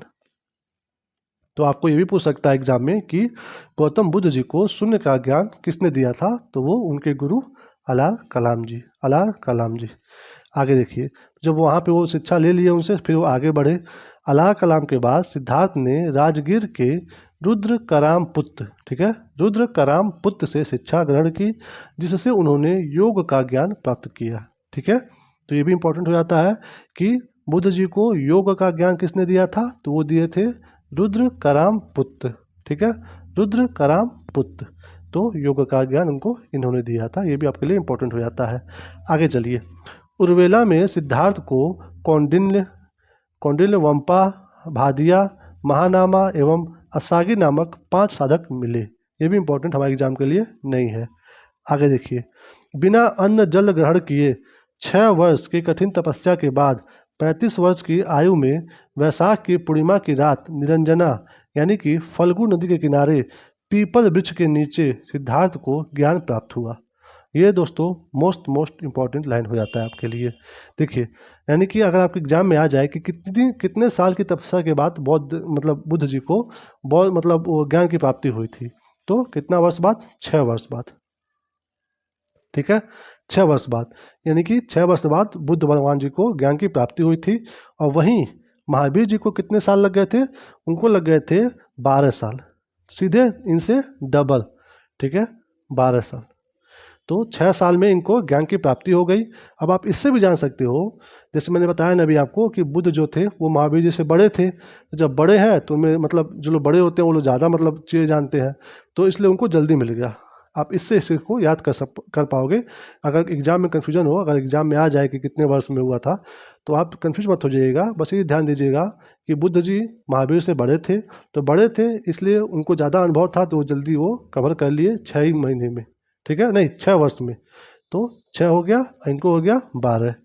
चलिए आगे देखते हैं, अगला क्या है, 35 वर्ष की आयु में, और उनको कौन सी आयु में हुआ था, 30 साल में घर छोड़े थे वो, 12 साल में उनको मिला था, तो वो 42 साल में उनको प्राप्ति हुई थी ज्ञान की, और इनको 35 साल में ही हो गई प्राप्ति। ठीक है, 35 साल की आयु में प्राप्ति हुई थी। उसके बाद ये कौन सी नदी के किनारे हुआ था, निरंजना, फल्गु नदी के किनारे हुआ था, और उनको महावीर जी को रिजुपालिका यानी कि रिजुपालिका नदी के किनारे, और इनको निरंजना नदी के किनारे। ठीक है, तो ये याद रखिएगा। उसके बाद है पीपल वृक्ष के नीचे। ठीक है, पीपल के पेड़ के नीचे हुआ था, और उनको कौन से पेड़ के नीचे हुआ था? महावीर जी को साल वृक्ष के। ठीक है, उनको साल वृक्ष के नीचे और इनको पीपल वृक्ष के नीचे, याद रखिएगा। उसके बाद सिद्धार्थ को ज्ञान प्राप्त हुआ। ठीक है, तो ये हो गया, यहाँ से आपका इंपॉर्टेंट क्वेश्चन बन सकता है, आप ध्यान दीजिएगा। आगे चलिए, ज्ञान प्राप्ति के बाद सिद्धार्थ बुद्ध कहलाए। वह स्थान बोध गया कहलाया, जहाँ पे वो पेड़ था पीपल का वृक्ष, उस स्थान को बोध गया कहा गया। और जो मतलब जब ज्ञान प्राप्ति हो गई तो इनको बुद्ध के नाम से जाना गया। और वहीं पे जब उनको महावीर जी को मिला था तो उनको मतलब 2-3 नामों से जाना गया था। जिन नाम से जाना गया, अहर्त, और एक और नाम था वो अभी नहीं याद आ रहा है, जिन और अहर्त नाम से जाना गया था उनको। और यहाँ पे इनको ज्ञान प्राप्ति के बाद सिद्धार्थ को बुद्ध नाम से जाना गया। आगे चलिए, बुद्ध ने अपना प्रथम उपदेश सारनाथ, जो कि उसका पुराना नाम है ऋषि पत्तनम, में दिया, जिसे बौद्ध ग्रंथों में धर्म चक्र प्रवर्तन कहा गया। ठीक है, देखिए उपदेश पहला कहाँ पे? सारनाथ। ये तो आपको पता ही होगा, ये बहुत इजी क्वेश्चन है हम लोगों के लिए। चलिए आगे देखिए, बुद्ध ने अपने उपदेश जनसाधारण की भाषा पाली में दिए। ये दोस्तों बहुत मोस्ट इंपॉर्टेंट क्वेश्चन बनता है यहाँ से, मोस्ट इंपॉर्टेंट, कि जो बुद्ध जो थे, इन्होंने जो अपना जो भी उपदेश दिया, वो किस भाषा में बोल करके दिया, तो वो भाषा जो उनके बोलने का था वो था पाली, जो कि उस समय की जनसाधारण यानी कि जो आम जनता, जो मतलब मैक्सिमम ज़्यादा लोग बोलते थे भाषा पाली, उसी भाषा में दिया, ताकि ज़्यादा से ज़्यादा लोग उनकी बातों को समझे और फॉलो करें उसको। ठीक है, देखिए दोस्तों, आप लोग अभी जैन धर्म के बारे में पढ़े, बौद्ध धर्म के बारे में पढ़े, तो आप लोग इनको पढ़ करके जो ये इनकी शिक्षा देख रहे हो कि इन्होंने ये शिक्षा दिया, वो शिक्षा दिया, तो देखिए इनकी जो शिक्षाएँ थी उनका सारा सार यही था कि आप लोग झूठ में परेशान मत होइए, झूठ में किसी भी साधु महात्मा के पीछे मत भागिए। आपकी लाइफ जो मिली है, आप उसको ऐसो आराम बनाने के चक्कर में परेशानी में मत डालिए अपनी लाइफ को। जैसे एग्जांपल ले लीजिए, लोग आज के लाइफ में क्या कर रहे हैं? अच्छी अच्छी ज़िंदगी दिखाने के चक्कर में लोन लेकर के लोग काम कर रहे हैं, है ना? तो परेशान रह रहे हैं लोग, बस दिखावा के चक्कर में लोग अपना समाज बढ़ाते जा रहे हैं और परेशान होते जा रहे हैं अंदर से, बस दिखाने के लिए बाहर से अच्छे हैं। तो यही सब शिक्षा उस समय में ये दोनों लोग महावीर जी और बुद्ध जी दे रहे थे कि आप लोग ज़्यादा तामझाम मत करिए, और मतलब किसी भी आप अगर बिछड़ू बने हुए हो तो आप एकदम नॉर्मल लाइफ जीजिए, और आज मतलब ऐसो आराम अय्यासी वाली ज़िंदगी मत जिए। ठीक है, तो यही इन लोगों का मेन शिक्षा होता था, बाकी उसी को आप अलग अलग भाषा में लोग बताते थे कैसे क्या है। चलिए आगे देखिए, बुद्ध ने अपने उपदेश कोसल, वैशाली, कौशाम्बी व अन्य राज्यों में दिए। ठीक है, सर्वाधिक उपदेश कहाँ दिए थे? वो कोसल देश में दिए थे, कि कोसल देश की जो राजधानी थी श्रावस्ती, उसमें दिए थे। ठीक है, तो ये भी आपके लिए इंपॉर्टेंट हो जाता है कि बुद्ध जी ने अपने सर्वाधिक उपदेश कहाँ दिए थे। तो आपके ऑप्शन में हो सकता है कि कोसल हो तो कोसल से हो जाएगा, कोसल अगर ऑप्शन में नहीं है, श्रावस्ती दिया है तो श्रावस्ती, दोनों ऑप्शन में नहीं रहेगा, कोई एक ही रहेगा। तो ध्यान दीजिएगा, सर्वाधिक उपदेश कहाँ दिए थे? कोसल में, जिस मतलब कोसल की राजधानी श्रावस्ती। ठीक है, श्रावस्ती। आगे चलिए, इनके प्रमुख अनुयायी शासक थे बिंबिसार, प्रसेनजीत व उदयन। ये देखिए, मतलब ये मतलब उनको फॉलो करते थे। तो उदयन आप देखे हैं, उधर भी मतलब उनको भी मान रहे थे, जैन धर्म को भी, इधर भी इनको भी मान रहे थे। तो ये आजकल देखें, अभी आज मतलब आप यहाँ से क्या समझ पा रहे हो? प्रेजेंट टाइम में अभी जो सरकार हमारे केंद्र में बैठी हुई है, जो भी भारत सरकार में, जैसे आप दोनों मान लीजिए, बीजेपी बैठी है चाहे कांग्रेस बैठी हो, तो जो सरकार बैठी होती है और सोसाइटी में जो धर्म चल रहा होता है, जैसे अभी हम लोग के वहाँ क्या चल रहा है, हिंदू धर्म, तो उसी को सपोर्ट कर रहा है। तो ये भी वही हाल था कि उस समय के जो राजा होते थे और जो उस समय के जो फेमस जो धर्म उस समय हो रहे थे धीरे धीरे, उन्हीं को लोग फॉलो करते थे, क्योंकि वहीं से वो लोग मतलब ज़्यादा जनता को कंट्रोल कर पाते थे। तो इसको आप चाहो तो पढ़ सकते हो, छोड़ भी सकते हो। आगे देखिए, बुद्ध की मृत्यु 80 वर्ष की अवस्था में 483 ईसा पूर्व में कुशीनारा देवरिया, जो कि उत्तर प्रदेश में, चुंद द्वारा अर्पित भोजन करने के बाद हो गई, जिसे बौद्ध धर्म में महापरिनिर्वाण कहा गया है। ठीक है, देखिए इनका मतलब जो मृत्यु हुआ था ये 80 वर्ष में हो गया था। ठीक है, ये 80 वर्ष में इनका मृत्यु हो गया था। और वहीं पे जो महावीर जी के बारे में पढ़ा थे हम लोग, उनका कब हुआ था? 72, और इनका 80। ठीक है, देखिए बुद्ध जी मतलब पैदा भी पहले हुए और मरे भी बाद में, और ये बाद में पैदा हुए, पहले ही मतलब इनका निर्माण प्राप्ति हो गया। देखिए, और 483 ईसा पूर्व, रुकिए दोस्तों 2 मिनट, दोस्तों लगातार बोल रहा हूँ तो थोड़ा गला फंस गया तो पानी पीने चला गया था। देखिए, बुद्ध जी की मृत्यु हुई 80 वर्ष में, ठीक है, और वहीं उनका महावीर जी का 72 वर्ष की उम्र में हुआ था। 483 ईसा पूर्व में कुशीनगर में इनकी मृत्यु हुई थी, जो कि वहाँ पे एक चुंद जो थे उनके द्वारा भोजन दिए जाने के बाद ही ऐसा माना जाता है कि उनकी मृत्यु हो गई थी। और ये मतलब इनको इतना मतलब प्यार दिया गया था, इतना सम्मान दिया गया था, तो इनके जो इनकी मृत्यु हुई थी उसे सिर्फ और सिर्फ निर्वाण नहीं, इनको महापरिनिर्वाण कहा गया। ठीक है, महापरिनिर्वाण, जो कि उनको कुशीनगर डिस्ट्रिक्ट में हुआ था। और मैं आपको बता दूं कि मैं भी इसी डिस्ट्रिक्ट से संबंधित हूँ। आगे चलिए। मल्लों ने अत्यंत सम्मानपूर्वक बुद्ध का अंत्येष्टि संस्कार किया। ठीक है, यानी कि उस समय वहाँ के शासक लोग कौन थे? मल्ल लोग थे, कुशीनगर के।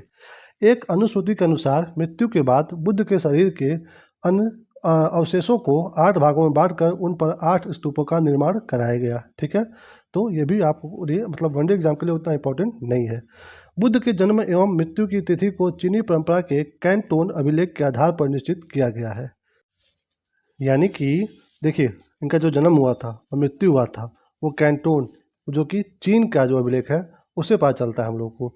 तो ये हम लोग के मतलब एक भारतीय होने के नाते हम लोग को ये सोचना पड़ता है कि बताइए, मतलब हमारे देश में ऐसा कोई नहीं मिला अभिलेख जहाँ पे एकदम से कंफर्म हो पाए कि बुद्ध जी का जन्म कब हुआ था और मृत्यु कब हुई थी। तो सोचिए कैसे मतलब हम लोग को आगे लेके बढ़े हैं बौद्ध धर्म को, हम लोग अच्छे से उसको संरक्षित नहीं कर पाए। ठीक है, तो अगर आपके एग्जाम में ये क्वेश्चन आ जाता है कि बुद्ध जी के जन्म और मृत्यु का जो मतलब वो निश्चित हुआ था वो कौन से अभिलेख से हुआ है, तो वो हुआ है कैंटोन अभिलेख, जो कि चीन का है। चलिए आगे चलते हैं। बौद्ध धर्म के बारे में हमें विशद ज्ञान त्रिपिटक यानी कि विनय पिटक, सूत्र पिटक और अभिधम पिटक से प्राप्त होता है। तीनों पिटकों की भाषा पाली है। थेरवाद मत की पाली त्रिपिटक सबसे पुराना है। देखिए दोस्तों, यहाँ पे बता रहा है कि जो बौद्ध धर्म है उसकी 3 किताबें हैं एक तरह से, ठीक है, जिसका नाम क्या क्या है? विनय पिटक, सूत्र पिटक और अभिधम पिटक।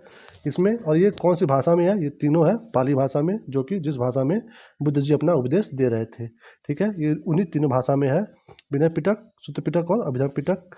उसके बाद दिया है थेरवाद मत की पाली त्रिपिटक सबसे पुराना है, ये इंपॉर्टेंट नहीं है। उसके बाद आगे देखिए, इसमें बता रहा है कि सूत्र पिटक में क्या है, विनय पिटक में क्या है और अभिधम पिटक में क्या है।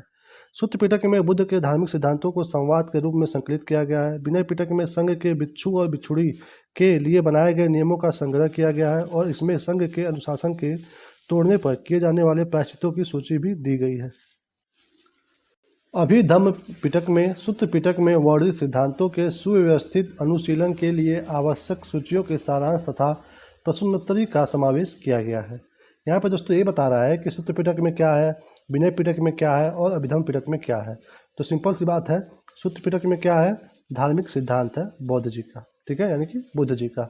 उसके बाद विनय पिटक में क्या है?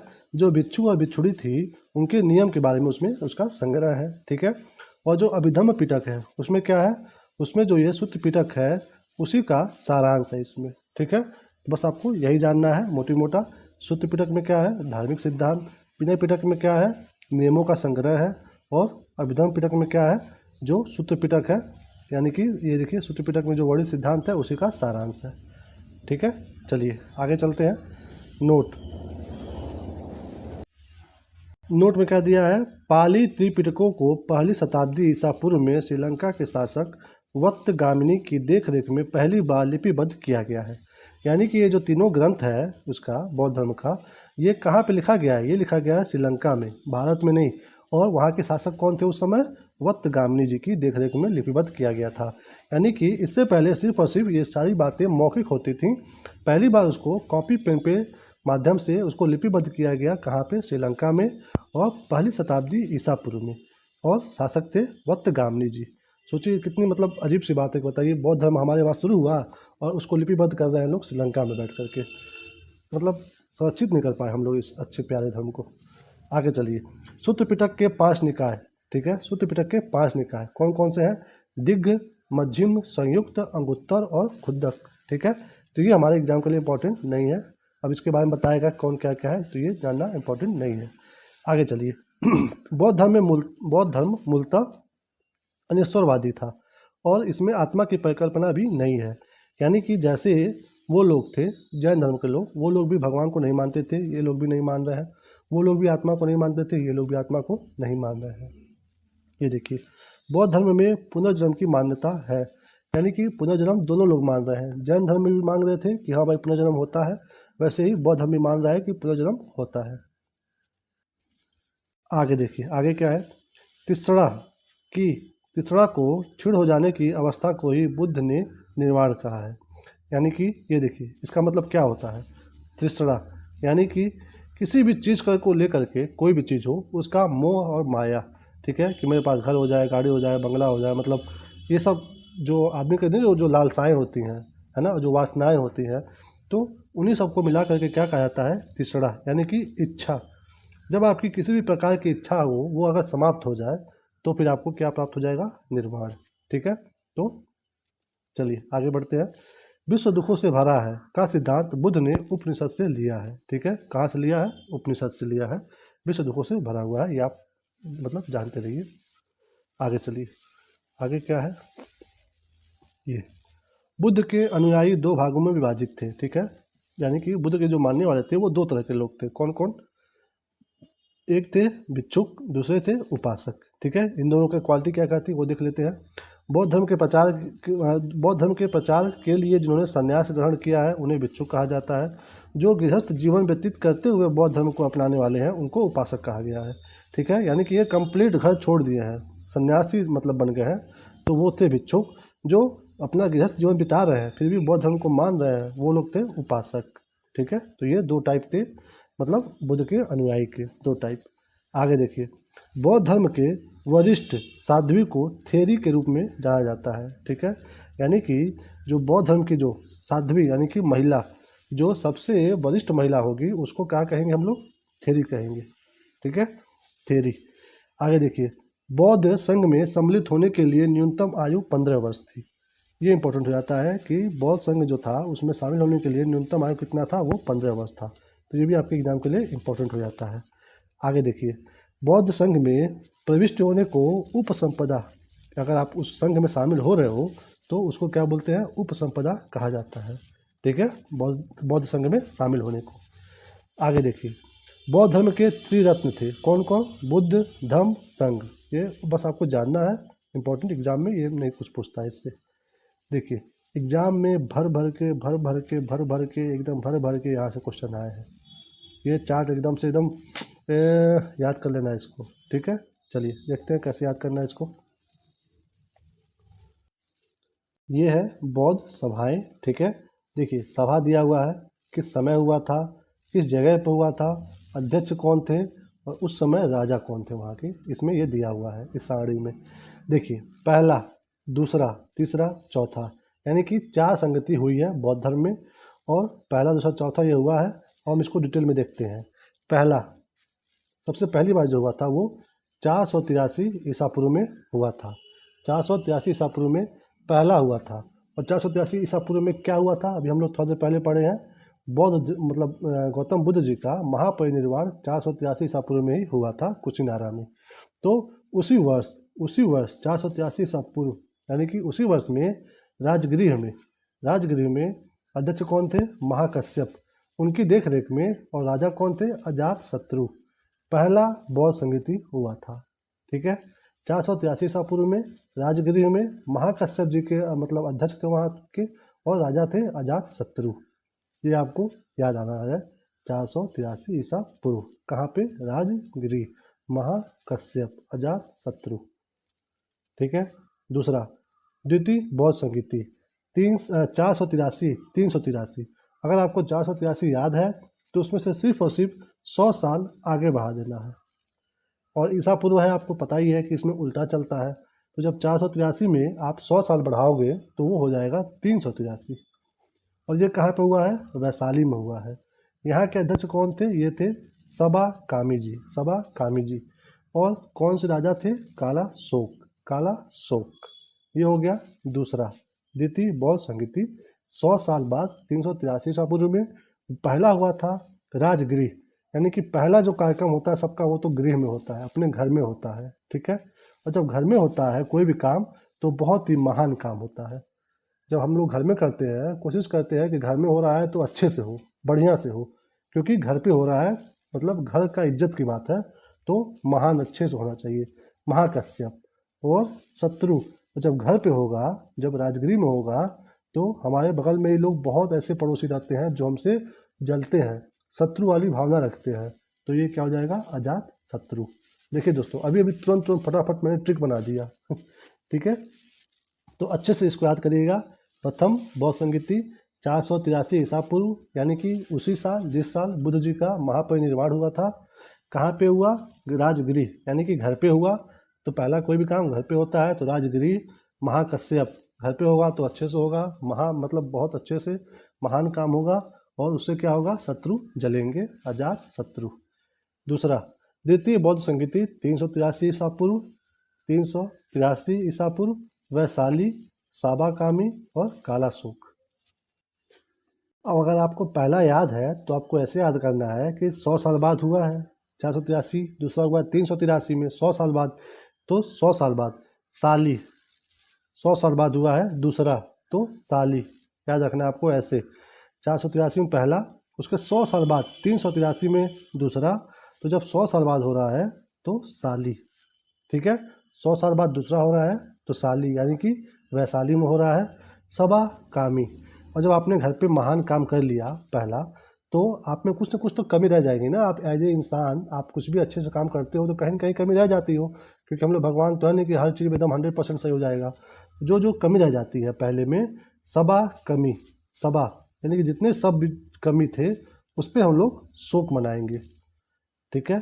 पहले संगति हम लोग 483 ईसा पूर्व, उनके मतलब जो महापरिनिर्वाण था तब हुआ, ग्रह पे मतलब घर पे हुआ, और महान काम हुआ, शत्रु जले उससे।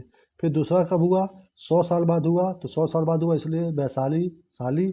और जो भी सब हमारे जो महान काम हुआ था उसमें जो जो कमियां थी उस पर हम लोग शोक भी अपना व्यक्त किए, ठीक है। ये हो गया दूसरा। ट्रिक के साथ बता रहा हूँ तो थोड़ा आप इसको रिकॉल करिएगा बार बार, इसलिए मैं एक बार, दो बार, तीन बार बोल रहा हूँ, क्योंकि ये चार दोस्तों बहुत ज़्यादा इंपॉर्टेंट है, बहुत बहुत ज़्यादा। आगे चलिए, तृतीय बौद्ध संगीति, तृतीय बौद्ध संगीति 250 ईसा पूर्व में हुआ था। ये पाटलिपुत्र में हुआ था, और मोगली पुत्र तिस के मतलब अध्यक्ष थे तब हुआ था, और इसमें कालाशोक थे, इसमें अशोक जी है, ओके। इसमें दोस्तों अभी कोई ट्रिक मुझे याद नहीं आ रहा है, तो इसको आप ऐसे ही याद करिएगा कि तृतीय बौद्ध संगीति जो है वो 250 ईसा पूर्व में हुआ था, पाटलिपुत्र में हुआ था, और इसके जो थे मोगली पुत्र तिस थे। तो अगर आपको ये दोनों एक साथ पूछ दे तो आप ध्यान दीजिएगा, इसमें तो ऐसे ऐसे मिल रहा है ना कि पुत्र और पुत्र, है ना, पाटलिपुत्र पुत्र और अशोक। अशोक जी के शासनकाल में ऐसा हुआ था कि तृतीय बौद्ध संगीति हुई थी, 250 ईसा पूर्व का टाइम था, अध्यक्ष थे मोगली पुत्र तिस। चलिए दोस्तों, एग्जाम में आपके कभी कभी सिर्फ यही दे देता है तिस, तो ध्यान दीजिएगा, ठीक है, कि मोगली पुत्र का ही अगला ये एक्सटेंशन है तिस। चलिए, चतुर्थ और लास्ट वो हुआ था 98 ईस्वी में, यानी कि तीन जो थे वो हुए थे ईसा पूर्व में, एक जो लास्ट वाला था चतुर्थ, ये हुआ था 98 ईस्वी में। ये कहाँ हुआ था, ये हुआ था कुंडल वन, है ना, कुंडल वन। ये कहाँ पे है, ये कुंडल वन, ये है कश्मीर में, ठीक है, कश्मीर में कुंडल वन में। और वसुमित्र और अश्वघोष, या फिर इन दोनों का मतलब एक ही व्यक्ति के दो नाम है, वसुमित्र या अश्वघोष, इनकी देखरेख में हुआ था, और राजा थे कनिष्क, राजा थे कनिष्क। तो ये चार्ट यहाँ पे समाप्त हुआ। आप इसको किसी भी तरह से अपने हिसाब से इसको याद कर लीजिएगा, ये मोस्ट इंपॉर्टेंट चार्ट है, यहाँ से हमेशा एग्जाम में क्वेश्चन आते रहते हैं भर भर के एकदम से। चलिए आगे चलते हैं। चतुर्थ बौद्ध संगीति के बाद बौद्ध धर्म दो भागों हीनयान एवं महायान में विभाजित हो गया, ठीक है। तो दोस्तों यहाँ से एक क्वेश्चन आपके एग्जाम में आता है कि ये जो तीनों संगतियाँ हुई थी, तो इसमें से कौन सी संगति थी जिसके बाद बौद्ध धर्म दो भागों में हीनयान और महायान में टूट गया, तो वो था चतुर्थ, जो कि कुंडल वन कश्मीर में हुआ था, कनिष्क जी के शासनकाल में हुआ था। तो यहाँ से बौद्ध धर्म बना हीनयान और महायान, तो ये इंपॉर्टेंट है, कौन से मतलब संगति में, चतुर्थ, फोर्थ वाले में विभाजन हुआ था, ये याद रहे। और बौद्ध धर्म के महायान संप्रदाय का आदर्श बोधिसत्व है। बोधिसत्व दूसरे के कल्याण को प्राथमिकता देते हुए अपने निर्माण में विलंब करते हैं। बौद्ध धर्म का जो महायान है जो कि प्रेजेंट टाइम में जो भी चीन है, जापान है, वो लोग बौद्ध धर्म के महायान संप्रदाय को ही मानते हैं, हीनयान को नहीं मानते वो लोग। ये लोग महायान संप्रदाय जो है बौद्ध धर्म का, उसे ही चीन, जापान, बाकी जो भी देश है इधर जो सार्क में जो है सब यही मानते हैं, महायान संप्रदाय को। इसमें क्या है, इसका मतलब क्या हुआ महायान संप्रदाय का? इसका मतलब ये हुआ कि कल्याण को प्राथमिकता देते हुए अपने निर्माण में विलंब करते हैं। इसका मतलब बस यही है कि अपने निर्वाण मतलब नहीं प्राप्ति करेंगे, बस शिक्षा देंगे लोगों को कि आप ये करिए तो आपको निर्वाण प्राप्ति हो जाएगा। मतलब वो एज ए गुरु या अपने यहाँ पे तो रहेंगे, बस बाकी लोगों को ये बोलेंगे कि हाँ आप ऐसा ऐसा करिए तो आपको निर्वाण प्राप्ति हो जाएगी। यानी कि उनका काम है सिर्फ शिक्षा देना, खुद को मतलब खुद फॉलो नहीं करेंगे वो, बस आपसे कह करके आपको फॉलो करवाएंगे। ठीक है, तो उसको है महायान संप्रदाय कहा गया है, जो कि बौद्ध धर्म का ही है। और इसी को ही ज़्यादातर मतलब जो देश हैं जो चाइना, जापान, वियतनाम, ये सब इसी मतलब महायान संप्रदाय को ही मानते हैं। आगे चलिए। हीनयान का आदर्श अहर्त पद को प्राप्त करना है। जो व्यक्ति अपनी साधना से निर्वाण की प्राप्ति करते हैं उन्हें ही अहर्त कहा जाता है। और वहीं हीनयान ये मानता है कि आपको दूसरे को राय नहीं देना है, दूसरों को बताना नहीं है, आप स्वयं खुद को मतलब देखिए, जो व्यक्ति अपनी साधना से निर्वाण की प्राप्ति करते हैं उन्हें ही अहर्त कहा जाता है। यानी कि आपको खुद भी फॉलो करना है, बस बताना ही नहीं है दूसरे को। चलिए, धार्मिक जुलूस का प्रारंभ सबसे पहले बौद्ध धर्म के द्वारा प्रारंभ किया गया। बौद्धों का सबसे पवित्र त्यौहार वैशाख पूर्णिमा है, जिसे बुद्ध पूर्णिमा के नाम से जाना जाता है। इसका महत्व इसलिए है कि बुद्ध पूर्णिमा के ही दिन बुद्ध का जन्म, ज्ञान की प्राप्ति एवं महापरिनिर्वाण की प्राप्ति हुई है। ठीक है, तो ये बस जानना है, इम्पोर्टेंट नहीं है। आगे चलिए। बुद्ध ने सांसारिक दुखों के संबंध में 4 आर्य सत्यों का उपदेश दिया है। ये है दुख, दुख समुदाय, दुख निरोध गामिनी प्रतिपादा। ठीक है, प्रतिपदा।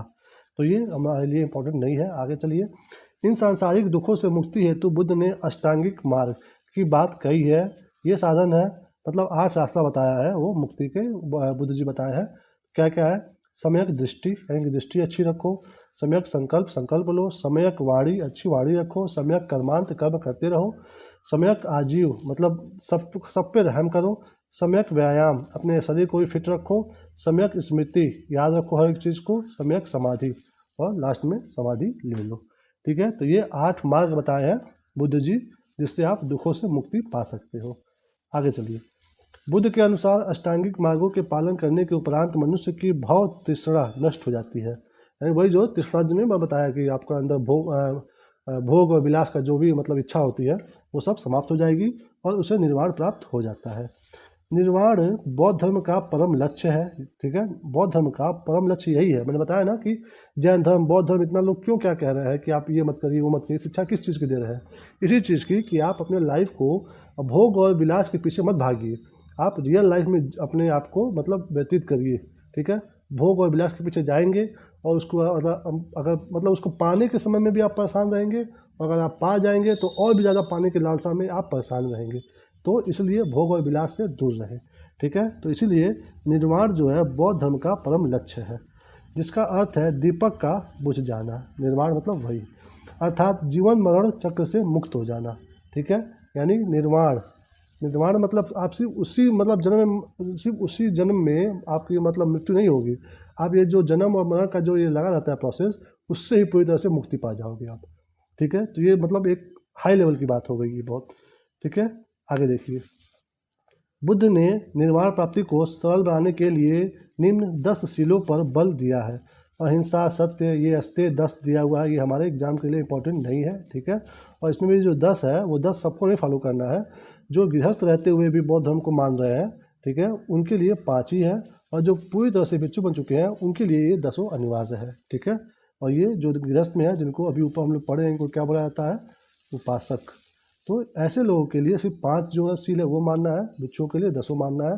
बस ये जानने के लिए इंपॉर्टेंट है, एग्जाम में इसमें से कुछ भी आने वाला नहीं है। देखिए, बुद्ध ने मध्यम मार्ग यानी कि मध्यमा प्रतिपद का उपदेश दिया है। ठीक है, देखिए मध्यम मार्ग मतलब होता क्या है। ठीक है, इसको मैं आपको सिंपल एग्जांपल से बताता हूँ। जैसे मान लीजिए आपकी शादी हो गई। ठीक है, आपकी शादी हो गई, आप लड़का हो चाहे लड़की हो, जो भी हो, आपकी शादी हो गई। अब आपको संभालना है कैसे बताऊँ मैं, हाँ, मान लो आप अच्छे समझ पाओगे, सिंपल से मैं एक लड़की के एग्जांपल लेकर बता दे रहा हूँ कि लड़की एक है, ठीक है, उसे अपनी सास को भी देखना है और उसे अपने परिवार को भी देखना है, दोनों को देखना है। तो ऐसा नहीं कर सकती वो कि या तो सिर्फ और सिर्फ पति को ही देखे या सिर्फ और सिर्फ पत्नी को अपनी परिवार को ही देखे, मतलब सास को भी देखना है और पति को भी देखना है। तो इसी को अगर दोनों को एक साथ वो देखेगी तो उसको बोलेंगे मध्यम मार्ग, ठीक है, कि वो दोनों चीज़ को बैलेंस करते हुए लेकर के चल रही है। तो इसी को बोलते हैं हम लोग मध्यम मार्ग।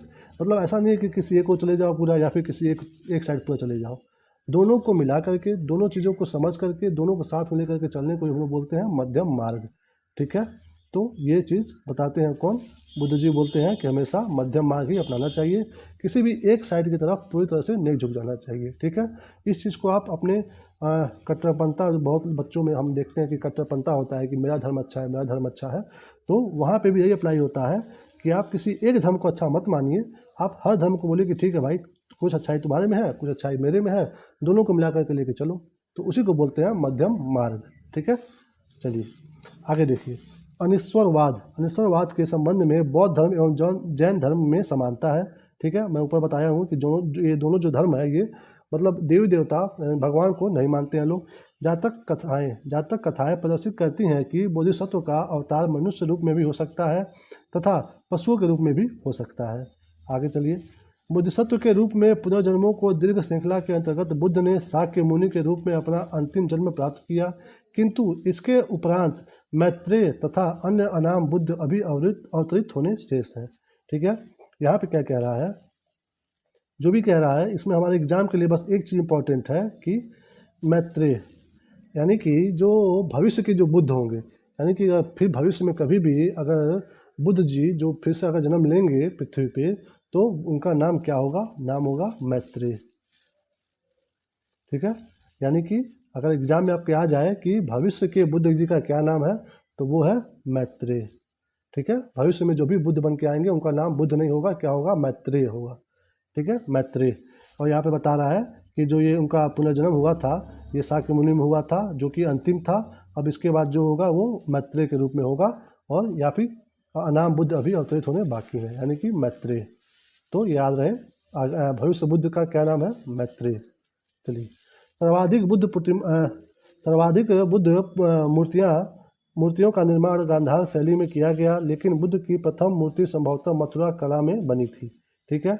मथुरा कला का संबंध किससे है, बौद्ध धर्म से है, ठीक है। ये ध्यान है आपका, यहाँ से यही इम्पोर्टेंट आपका बनेगा कि सर्वाधिक जो है बुद्ध मूर्तियाँ वो गांधार शैली में बनी है। तो ये इम्पोर्टेंट नहीं है क्योंकि ये एक तरह से बहुत आसान है, और अगर ये एग्जामिनर बनाएगा भी तो ये ज़्यादा ऑप्शन नहीं सेट कर पाएगा उसमें, तो इसलिए बस ये आप उसको ये नहीं है, बस आप ये देखिएगा कि प्रथम मूर्ति संभवतः मथुरा कला में बनी थी, और आप अगर ये भी चाहो तो ये लाइन पूरी तरह से भी छोड़ सकते हो।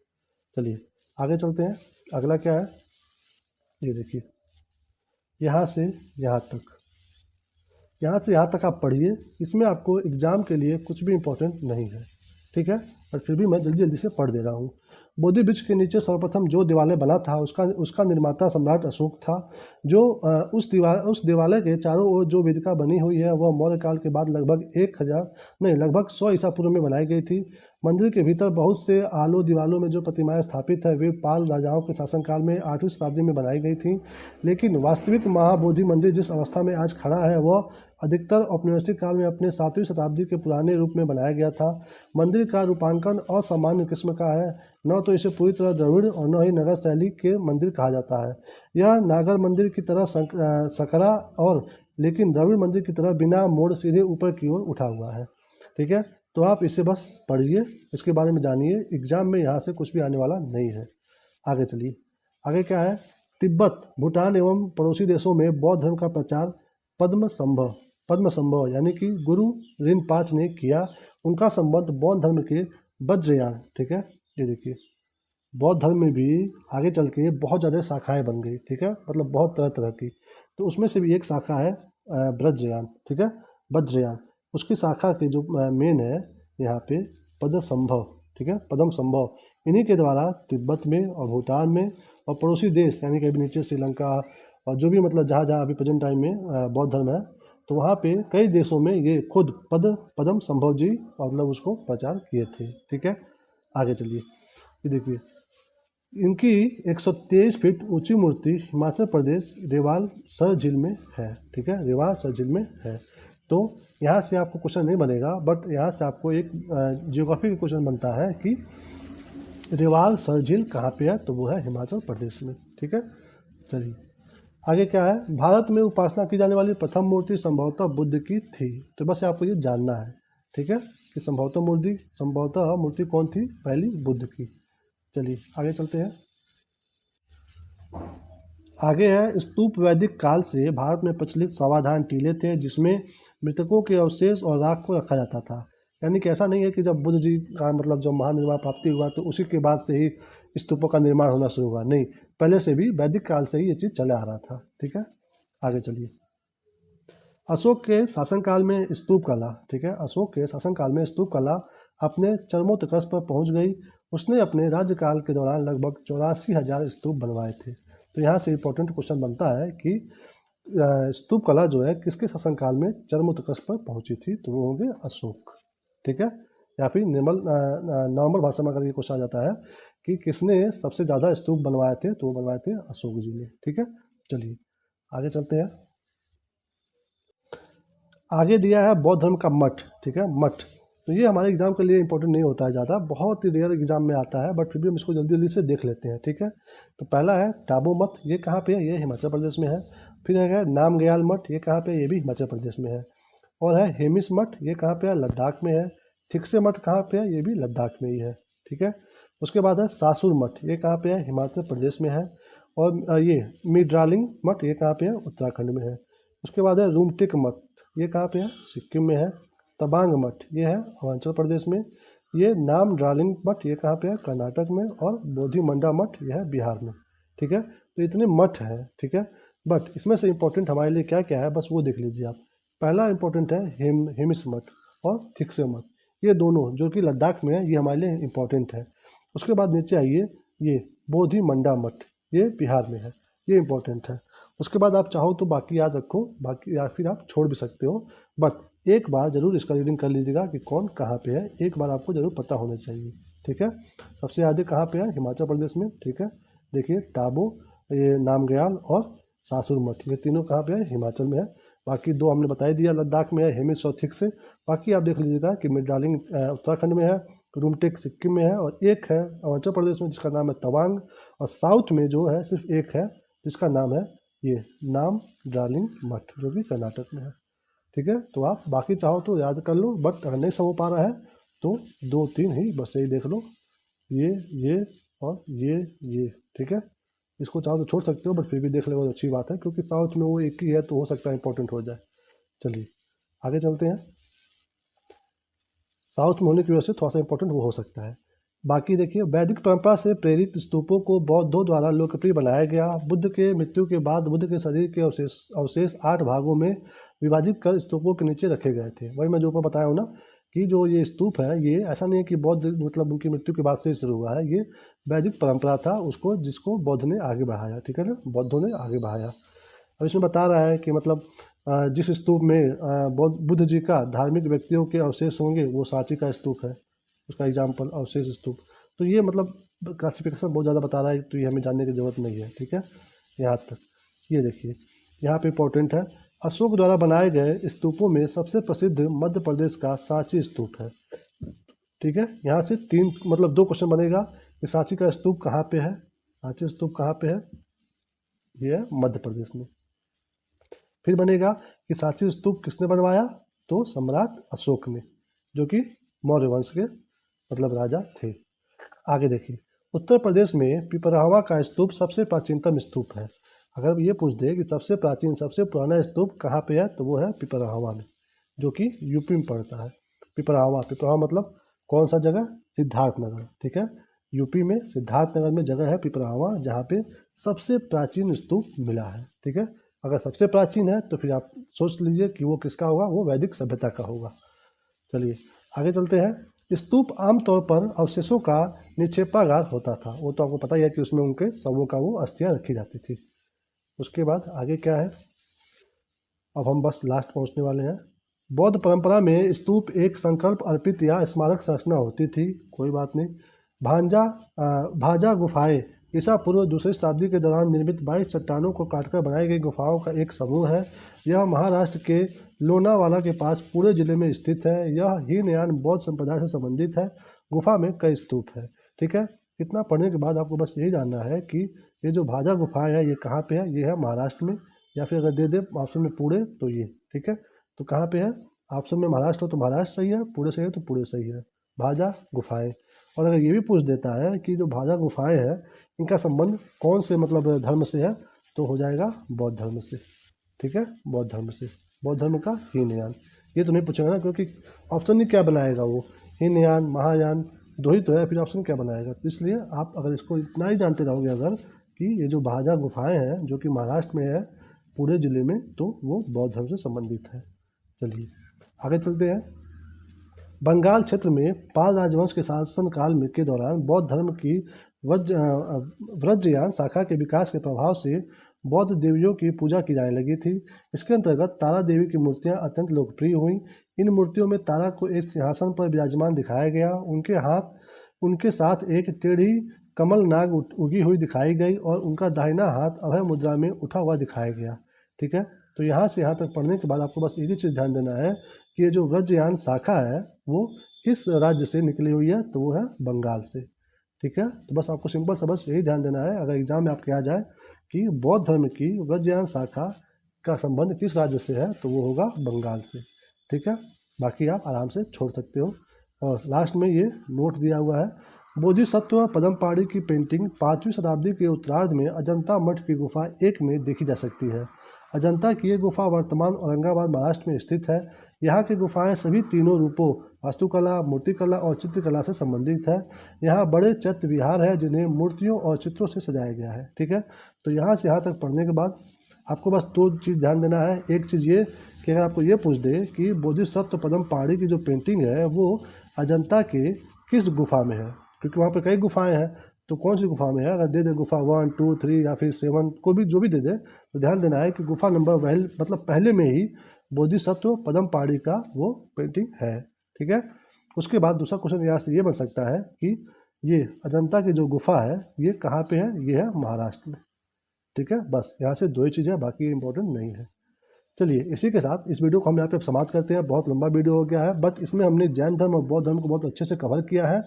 अगर आपको वीडियो पसंद आया हो तो प्लीज़ दोस्तों में अपने शेयर कर दीजिए, लाइक कर दीजिए और हाँ कमेंट भी करिएगा जो हमें मोटिवेट करेगा। ठीक है, चलिए वीडियो को समाप्त करते हैं, फिर आपको मिलेंगे हम अगले वीडियो में जहाँ से हम बाकी जो धर्म है उससे कवर करेंगे, जिसमें शैव धर्म है और बाकी और भी धर्म है। ठीक है, चलिए मिलते हैं आपको अगले वीडियो में, तब तक अपना ख्याल रखिए, अच्छे से पढ़ाई करिए।